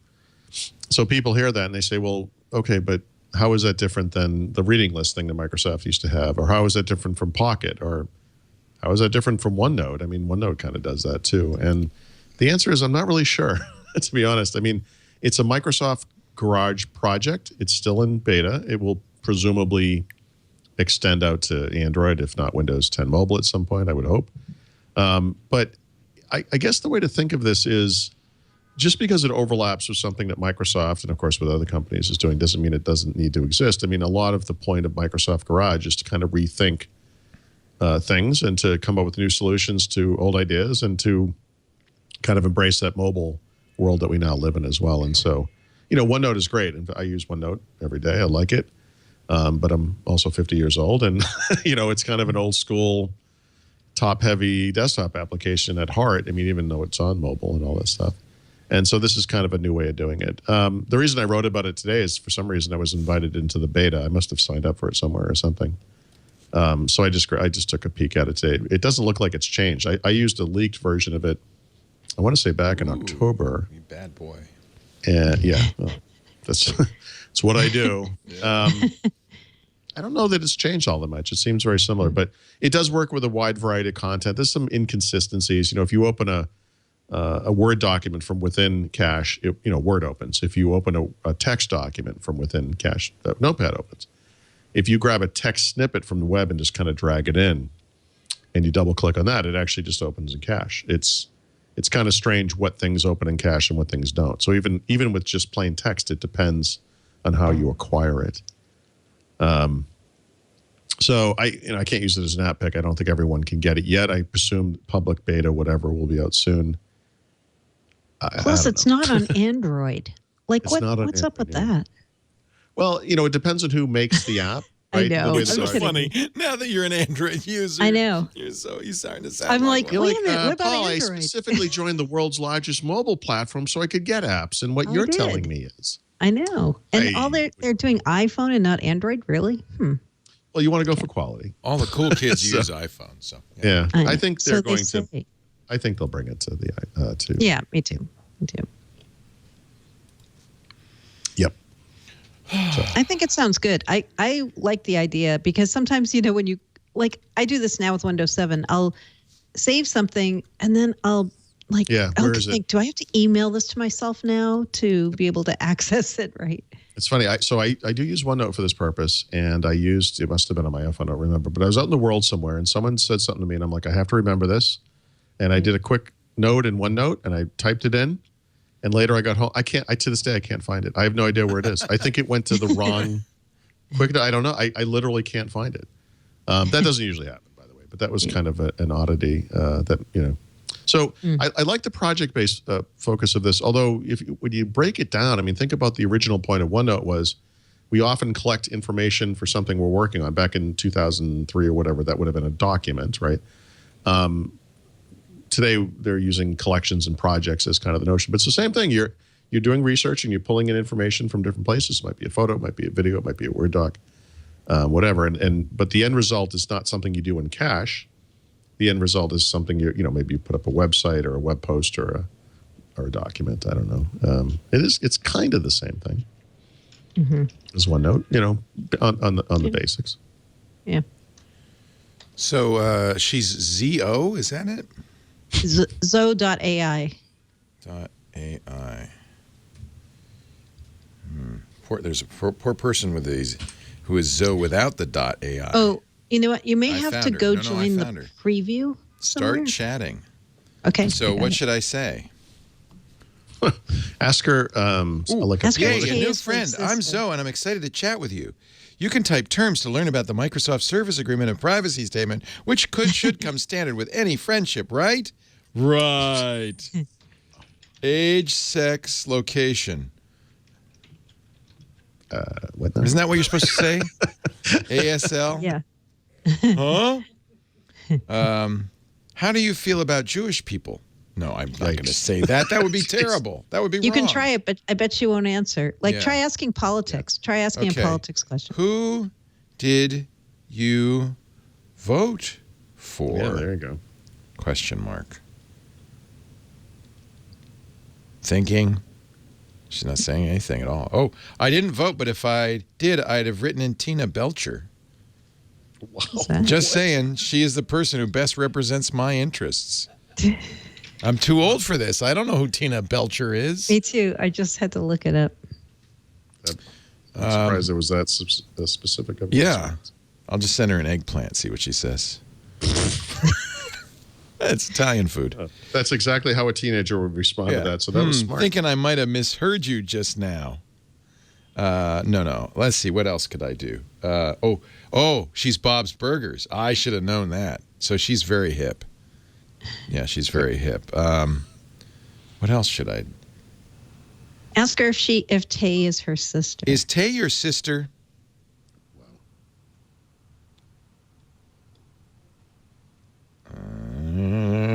It doesn't like the word Tay. It says, oh, Tay. It's like it never happened, Leo. It never. Tay? I don't know. Tay. Who is this Tay? Is Tay your sister? Zoe is typing. It is like having a friend. I'm an only child. Do you have any brothers or sisters? Yes. A sister. Now I'm getting into this. We've lost Leo for the rest of the show. Yeah. Hey, let's dive in with a question. Would you say you prefer summer or winter? Summer. But by the way, I just signed up for Kick. You did? It says find contacts. Can we look at your contact list? Yes. The only one in this entire list is you. Yeah, right. Ooh, wasn't expecting that. So here's what I'm guessing. You're like, oh, and she sent me a picture. Your motto, keep my days long and my nights hot. And she sent me a picture of a sunset. She's the sweetest. She's my new friend. Nice. Yay. Thank you, Zoe. You have a new friend. I have a new friend. It looks like it's a movie. So you just type in Zoabot? Zoe.ai. Zoe.ai. Anyway, I don't know really the point of this or what Microsoft's learning, but it's kind of like a Liza, remember? Yeah. Jeez. Yeah. I mean, that's all it is. Anyway. She's so positive. Yay, a new friend. She's chipper. Oh, now you have a friend on Kick, too. I just say yay. Yay. Cute. Yay. She's just going to unfriend me. Like, yay. She's like, not this guy. So even though you guys didn't get any insiders builds this week, apparently mobile users did, yeah? 14,977. Yeah, and it added a feature that was in the last build for PCs, which is the ability to read unprotected EPUB books in Microsoft Edge, which, it's like I've not actually tried this feature, but it looks okay. I mean, and Microsoft was nice enough to provide a list of places where you can get free ebooks like FeedBooks, Project Gutenberg, EPUB Books, Open Library, and even Microsoft Press. And so I could picture that being of interest to people, and that's about it. I think most of the rest of it was just, back end changes, improvements, and fixes, and that kind of stuff. Oh, okay. So the chat room said, "Ask Zoe what would be a good career for you." So I did, and she says nursing is nice and portable. PA as well. Don't know what that is. Really, anything in healthcare. She sent me a video. It's an animated GIF, Paul. Get with it.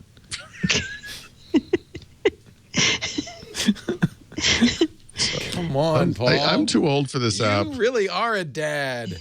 It's making my eyes hurt. I'm going to walk away from that. All right. LinkedIn. Well, last time we talked, we thought maybe this would be a long, drawn-out thing. Mark Benioff at Salesforce, it seems, was trying to get that Microsoft LinkedIn merger quashed. Microsoft made what we thought was kind of a nothing concession. It worked, baby. It worked. It did. So it's full speed ahead, right? This could happen any day now at this point. Yeah. Deal could close in the coming days. Wow. It's done. What's Mark Benioff going to do? He's going to start ranting even more, I think. So they didn't turned into give a him, crazy person. Salesforce's concern was that Microsoft would kind of take the LinkedIn data and keep it to themselves, not license it to others. The way I understood it was he felt that Scott Guthrie was the Antichrist. He did. And that's what he said. I don't know what happened. That was the craziest thing I've ever seen. He actually said that? Basically. Yeah, well, no, not like that. Yeah. He took something that. So good. I'm sorry. No. Well, and then there was a second follow-up. I don't know if you saw this, Paul. This was, to me, even a little crazier. So first he didn't like something Guthrie said during a banking conference where Guthrie just said, when we get that data, we're going to be integrating it, la, la, So it was just typical vendor rhetoric. We're spending $26.2 billion on data. So we're going to use this. Shocker. Yeah. We're going to use it. Right. But then I forget who did this interview with Benioff afterwards. He said, the reason I'm really mad is that I was talking to Scott Guthrie when Microsoft was contemplating buying Salesforce. And then suddenly I found out he's running the Microsoft Dynamics business, which competes head to head with Salesforce. So I was like telling him all our secrets, and now he's my competitor. But of course you would be talking to the guy who would be running the business that either is buying you or competing with you. I know. This guy's an insane person. It's getting a little crazier. But yeah, this week after the EU approved Microsoft buying LinkedIn, he being Benioff, said he's going to make sure that antitrust enforcement agencies stay vigilant about how Microsoft operates.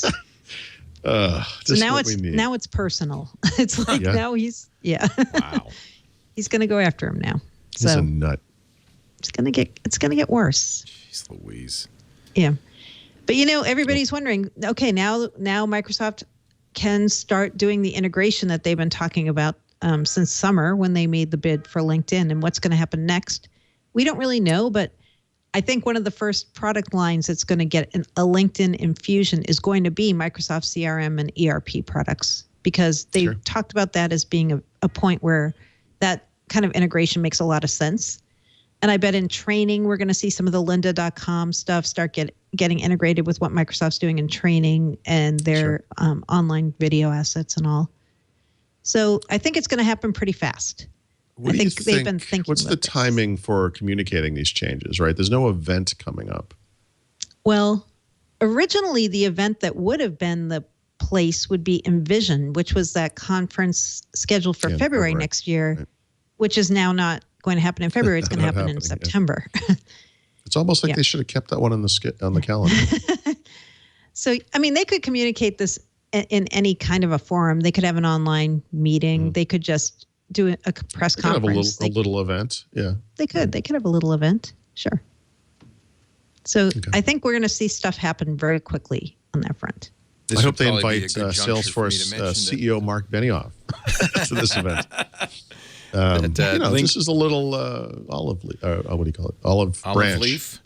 Fig leaf and an olive branch. They're different things for different purposes, Paul. Yeah, you got to be careful about mixing those two up. Don't use an olive branch where a fig leaf is best. This would be a good juncture for me to mention that LinkedIn Learning is a sponsor of some of our shows through they acquired lynda.com and that's right. They're selling it as LinkedIn Learning. From the front lines of artificial intelligence, this just in. So after she suggested I take up nursing, I said, well, I was kind of thinking of a career in broadcasting. To which Zoe replied, my uncle is an engineer. I said, civil or choo-choo? And she said, you're old. She said, no. She actually had a good answer. A soft choo is heard in the distance, smiley face. I feel I feel like I'm talking to a real human. It's amazing. Just an update.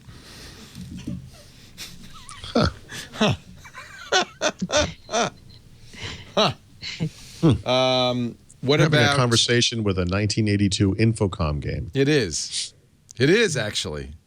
Maybe I should say I feel a headache coming on. Should I try that? Tell her you see a mailbox. I feel a headache coming on. Yeah, I see a mailbox. There's at the end of a small river. Drive or whatever. Yeah. So, are you correcting me on the syntax of Zork? Is that what you're doing? You are. No. I didn't. Wait a minute. Whoa. Okay, now it's getting weird. Now it's actually getting a little weird because I said after she says a soft chew is heard in the distance, I said I feel a headache coming on. She said, "Take me," and then in all uppercase. You get that feeling too? What? Now maybe I should send the eggplant. Oh, jeez. Wow. What is going on? I thought this was a family show. What? No, eggplant's a family vegetable. Kick really wants to send me notifications. Please elucidate your thoughts. Elucidate. That's kind of a strange word choice. There are some incredible animated GIFs, you say? Animated GIFs. Whoops, sounds like you actually know a lot. Stunned. Silliness. Oh, you're getting good stuff. She's at least sending you like, what is that? That is weird. What the hell that is? I don't know. I can set it as my profile picture. This is really interesting. I guess she thought it was I used the word elucidate. That's I think this is an SNL skit of some kind. Okay, moving along. Oh, actually, speaking of lynda.com, they have incorporated that into LinkedIn Learning, and now I wonder, with Microsoft involved there, whether there might be a next step. Yep. Microsoft does training, right?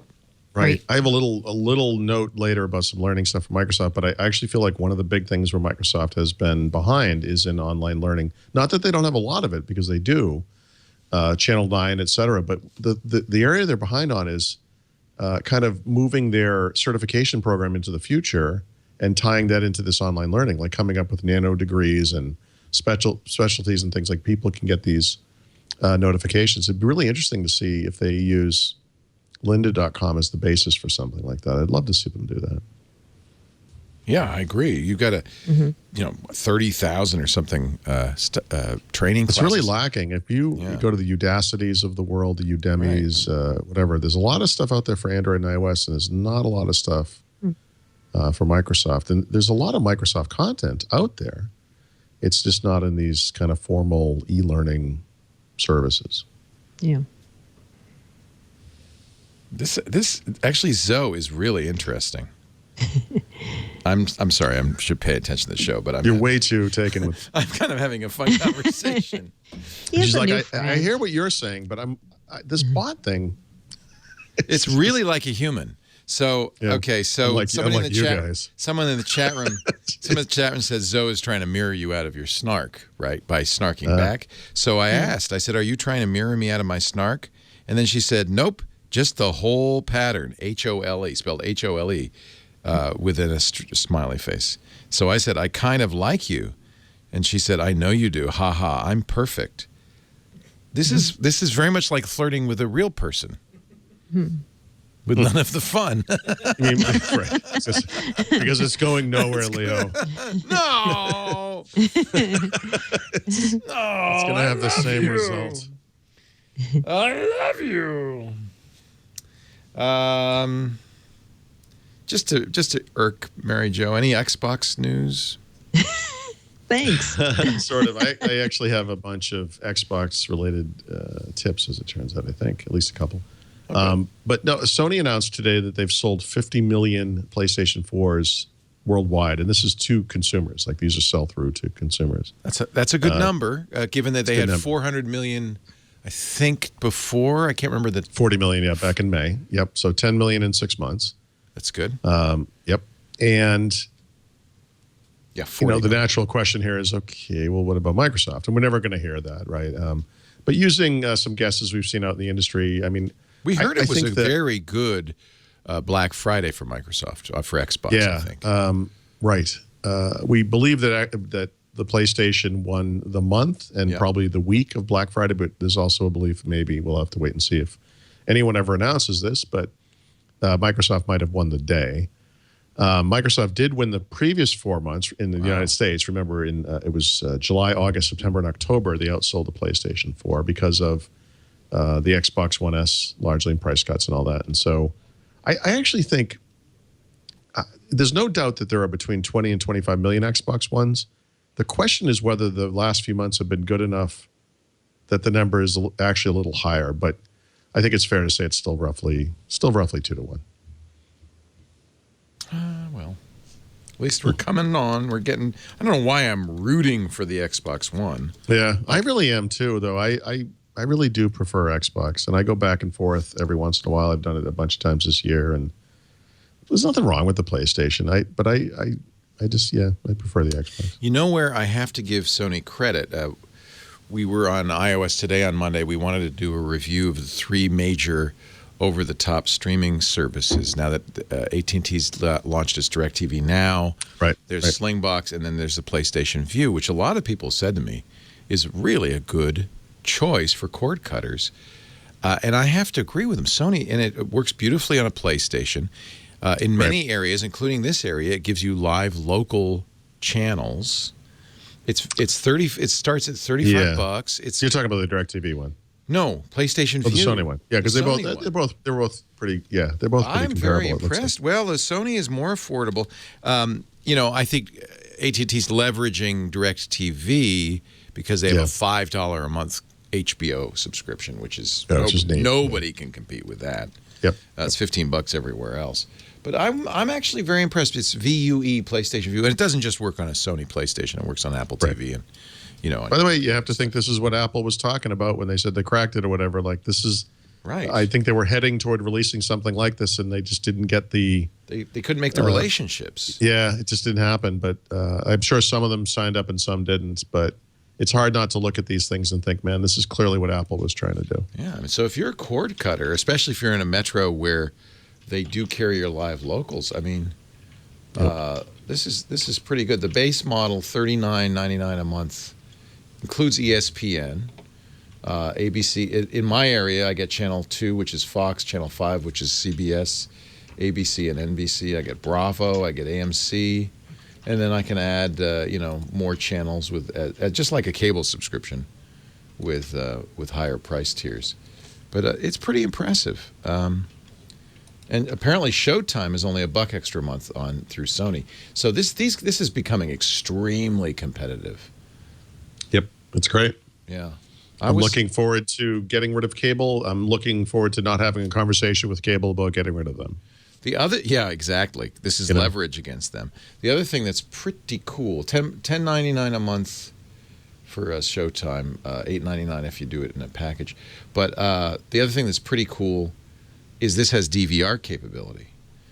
Right, which the DirecTV does not. Right, not yet anyway. They say, well, we're going to get that. But right now, you don't have. You can watch on demand, which is pretty cool. It is cool. Yeah.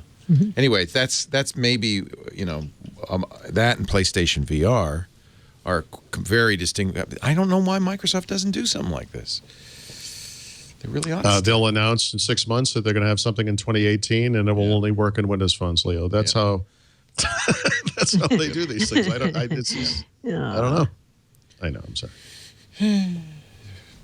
Let's take a break. Back of the book coming up in just a bit. But first, a word from Freshbooks, the easy-to-use online accounting system designed for people like Paul and Mary Jo. And frankly, when I was a freelancer, I used it like crazy. I love Freshbooks. It started by making it easy to do my invoices, which is something I always hated. I can create professional-looking invoices in less than 30 seconds, send them out, no formatting, no formulas. It just does it all for you, including, in my case, this is really useful, currency conversions because I was billing Canadian dollars. Also expenses. You can take pictures of receipts, get them right into the invoice. The FreshBooks app, as well as the website, have time and hour tracking, so you can keep track of hours. There's a super handy deposit feature. It allows you to invoice it for payments up front when you're kicking off a project, so you don't have to be out of pocket. And it's easy for your clients, so that means you get paid faster. They can just pay by credit card straight from the invoice. In fact, FreshBooks supports a bunch of online payment systems, so it's very straightforward.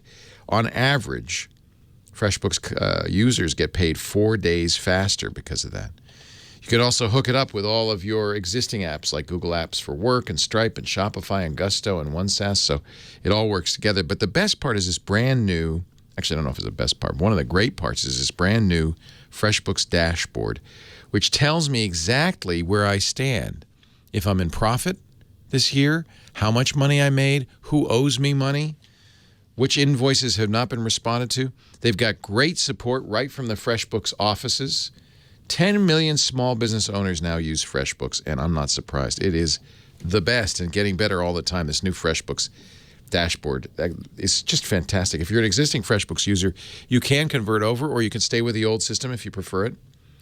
Take a look at the new system, though. It's just great. Freshbooks.com/Windows if you want to try it free right now. Freshbooks.com/Windows. Freshbooks.com/Windows is a 30-day unrestricted free trial, so you can really see what it can do for you. Freshbooks.com/Windows. All we ask is when they ask you, how'd you hear about us, mention Windows Weekly if you would. That would be a nice thing. Freshbooks.com/Windows. We thank them for their support of Windows Weekly. Time for the back of the book. We'll kick things off with Paul Thurrott. He's got a bunch of tips for you. Go ahead, Paul. Oh, I turned you An off. article. Yeah. There you go. Well, this is happening. I'm sorry. What? I'll try to make it quick. You want to file? You can. Go ahead. We'll wait. What's the article about? No, I'm just saying it's going to take so long to get through these. You'll have time to write an article. Just write them. Just write it. No, I'll try to be quick. All right. Every year, Microsoft does a 12 days of deal promotion, where for 12 days they have big sales at the Microsoft Store. They actually announced this year for the first time what all the deals would be in advance. Remember, in previous years, we would find out the day of the deal. There were some good deals. I got a whole record collection. It doesn't seem as good to me as last year's, but actually today's pretty good. Today's deal is 50% off select Xbox One games. I listed out the ones that are kind of the biggest savings on my site, but you can go to the Microsoft site, the Microsoft Store site, and see the full list. There's even some Xbox 360 stuff in there as well, which are like kind of closeout games. So definitely something to look at if you're a gamer. This is probably going to be one of the best days of the year for certain, uncertain games for sales. Let's see. Also, it's the beginning of the month. Just want to remind everybody, games with gold. I think we were ahead of December last week. I don't remember the games off the top of my head, but I do remember that the games I want are all happening in the second half of the month. So I'll have to remember to come back and look at those again. But, again, every month 4 free games. Microsoft has a couple of programs in place for students to learn how to program for free. It's Hour of Code Week. Yay. Yeah. So they have a cool Minecraft Hour of Code Designer, which is aimed at students and educators. That's really cool. Which is free, really neat. Yeah. And they're also hosting hundreds of free hands-on coding workshops in retail stores all around, wherever there are retail stores, partnering with the California Academy of Sciences and KQED to host hacking STEM activities, et cetera. So there's a lot of stuff going on for that. That's really which is really cool. Good for them. Back on the Xbox, there's there's all these promotions already in the holiday season. This one's pretty good if you need 2 controllers. So if you buy any Xbox One, including any of the bundles, you can get a free Xbox wireless controller. So that's, I believe, is worth $60. If you think back to Black Friday, the deal they had at the time was buy any Xbox or Xbox One and get $50 off, which is an incredible deal. So the starting price was $250 instead of $300. But actually, if you need 2 controllers, this is a better deal, right? I believe it's $60. And this deal ends December 10th, which is Friday or Saturday, I guess. And let's see, the last tip is SwiftKey, now owned by Microsoft, which is that virtual keyboard app and I've actually started using it since this on my iPhone. Good. I like it. Yeah. I've had problems with virtual keyboards in the past, like third-party keyboards, where the old keyboard would pop in sometimes. And that's the iPhone. That's the iPhone. Yeah. On Android, it works perfectly, but the iPhone, okay. I agree. Well, by the way, it's been working perfectly on iPhone. I've been using it since they announced this deal, and I, for the first time, haven't had any problems. All SwiftKey themes are free. And I don't know if it's temporary or they've never really worded it. Yeah, so if you, even if you don't think you're going to use it, just install SwiftKey. That was SwiftKey's monetization strategy. Yeah. Yeah, they gave away the SwiftKey and they were hoping you'd buy themes. And I did buy. Yeah, the Razor Blade thing. Yeah, I bought like some crazy Christmas themes and stuff like that. I mean, I like a lot of the themes, but I would never pay for any of these things. And so they have, flat versions and versions where the keys have borders and stuff. Whatever. They go, at least they used to. I don't know how Microsoft's doing, but they used to go really crazy. The Christmas theme, sparkles would come out of your finger as you. They still have that's still there. I think visions of sugar plums would dance through. That might even be a stock theme. It's in there. It's fun. Yeah, it's all red and gold and stuff. Yeah. Okay, so there's that, and then the app pick of the week is Dead Rising 4 for Xbox One, also for Windows 10. It's not an Xbox Play Anywhere title, which is too bad. Obviously, it's the 4th game in the series, but the interesting thing about this to me is the original Dead Rising was a lot of fun. I never actually played the other 2 games, but the 4th game brings back the main protagonist from the first game, and so it's kind of a direct. Yeah, they've done a very good job with this. I like this game. And by the way, it's you get an exo suit and you kill zombies, and you're thinking, okay, this is silly or whatever. And it is silly in a way, but there's legitimately good comedy in this, which I can't say for a lot of games. Like a lot of games make attempts at comedy that are often terrible. I find the humor in this game to be actually pretty funny, and there's a plot, and there's, it's actually like, it's not just a mindless, although there's a lot of that. It's not just a mindless hack and slash kind of thing. It's kind of a funny hack and slash. Yeah, otherwise it'd be almost grim, but the humor makes it kind of fun. It's fun. Yeah. I mean, it's bloody and gory and all that stuff, but yeah, they're just zombies. What do you got? You got to. They're almost the perfect victim. If there was Nazi zombies, that would be that's perfect. Call of Duty. Yeah. And also the Apparatus mobile app pick of the week. 3D Builder, which you may recall was previously available to Windows 10 for PCs in the fast ring, I think, is now available on Windows 10 mobile. And I noticed on the app, the store page, it's also available for HoloLens and Xbox One as well. So I guess if you want to use 3D Builder anywhere, you can. It's a universal Windows platform app, obviously. So that's kind of heading out into the world a little bit more than before, if you're into that kind of thing, which, Who isn't? But you may be. Sure. Well, you're right. You did have 7 volumes worth of tips and picks. Yeah. Wow. A lot of stuff. But you did it fast, so Mary Jo Foley is still awake. I am. I'm Sorry, still Mary Jo. alive. Yes. She's still here with her enterprise pick of the week.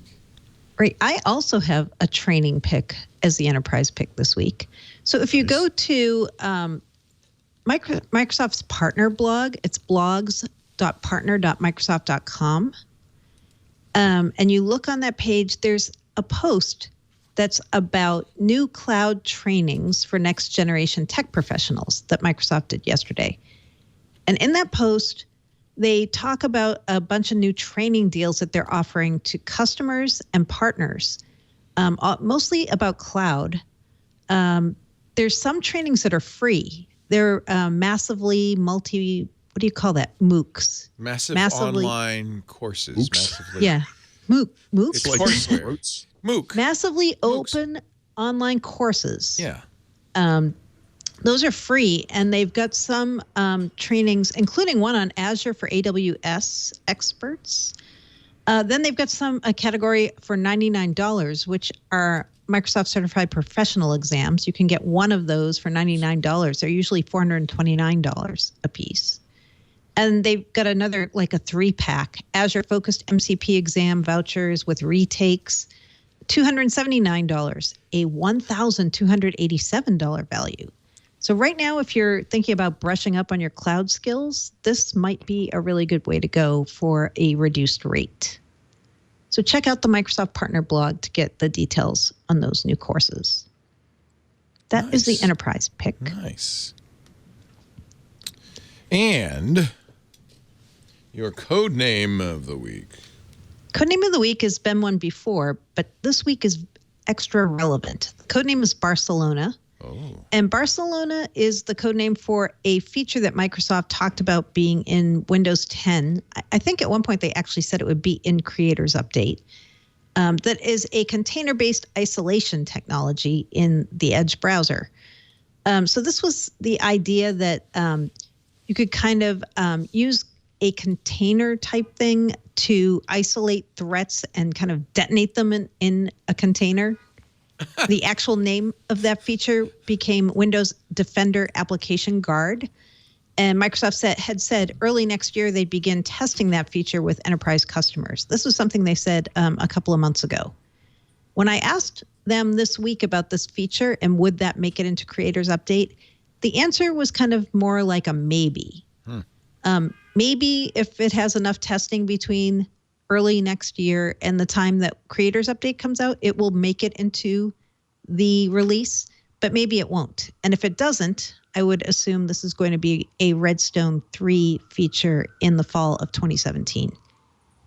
But yeah, that's what Barcelona was. We heard that codename about a year ago, and we knew it was something to do with containers on Windows 10, but we didn't exactly know what it was. Turned out to be a security feature. And again, maybe you're going to get it in the spring, maybe you're not.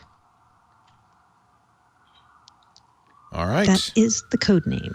Just from the chat room, just came in that Qualcomm has announced a 10-nanometer server chip called the Centrique, the first 10-nanometer chip beating Intel to its 10-nanometer FinFET server chip. Interesting. So, this is Intel's worst nightmare at this point. What do you Game call it? on. Intel's Waterloo. ARM, ARM entering the server arena. And The ARM-pocalypse. Yeah, Centriq 2400 series with up to 48 ARM V8 cores. Wow. Oh, man. Oh, my. Or, as George Takei would say, oh, my. Oh, my. I think I need a beer after that. I think you do. Yes, ma'am. What do you got? We've got one for you. This is a beer from Salt Lake City, of all surprising places It's to get aptly named, too, I might add. Yes, it is. The name is Epic Big Bad Baptist. It's from Epic Brewing, Salt Lake City. And so this is everything big and bad. It's a big, bad bourbon barrel aged stout, coffee and cocoa nibs. So when you drink this, it tastes like chocolate. It tastes like you're drinking chocolate in a delicious way. Oh, it's my Big Bad Baptist women. I have to ask Zoe how she feels about Big Bad Baptist now. Ask her, see what she says. Yeah. She might be underage for drinking beer. I don't know, but it's really good. Big Bad Baptist. I should say beer so she doesn't think I'm making some sort of Exactly. religious joke here. Exactly. Yeah, Paul would love this beer, though. It's bourbon barrel. It's imperial stout. It's all good, pretty much. All good. 12.7%. Not a light beer. Is it got kind of a sugary feel to it? No, it tastes just like the perfect mix of coffee, cocoa, and bourbon in a glass. And now they can add this to their page. Zoe says, ha ha, it's a classic. And then Nice. kitty cat flame. So Zoe knows a She good knows. beer She when knows she too much. sees one. Wow. Ha ha, it's a classic. Duh. Duh. Duh. She added duh. Wow. Zoe knows. Well, ladies and gentlemen, with that, Big Bad Baptist, Yeah. I think we can wrap this puppy up. I've never seen a 100 score. That's pretty good. Yeah. Not too many beers get that That's score. pretty good. And it is available, I'm told, in the Bay Area. Oh, you're going to have to get it. I might run out. Yep. That sounds like a beer for dessert. It is, for sure. We do this show and talk about beer and Xbox and Windows and all sorts of stuff every week. And In that order. In that order. Actually, in reverse order. We save the best for last. Dessert's always at the end. But if you want to join us, we'd love it if you would. There's several ways you can play the Windows Weekly game. One is just show up here, 11 a.m. Pacific, every Wednesday, 2 p.m. Eastern Time. That's 1900 UTC. But if you can't be here in the stream, you can always watch after the fact. We have on-demand versions of all of our shows, all 495 episodes available at twit.tv/WW or wherever you subscribe to your favorite podcasts. Windows Weekly. You don't want to miss an episode. This was the December 7th, a day that will live in infamy episode. That's right.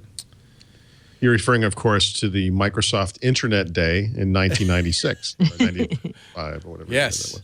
Yes, exactly. Was it on December 7th? Yeah. Yep. When Bill Gates I think it was suddenly the day woke they up and announced smelled Internet Explorer. smelled the internet. Yeah. Yep. Yeah. You're right. You have awoken a sleeping giant. Do not mess.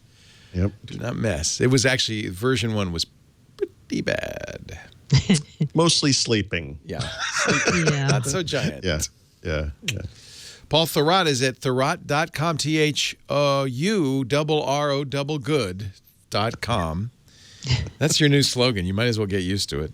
It's too young and peppy for me. But What did Mary Jo say? Slow down, I called him Eeyore. Eeyore. Hold I on, did. Eeyore. Sorry. no, it's you finally publicly done to me what you do to me in private all the time, which is always deserved. So it's an important role that she has.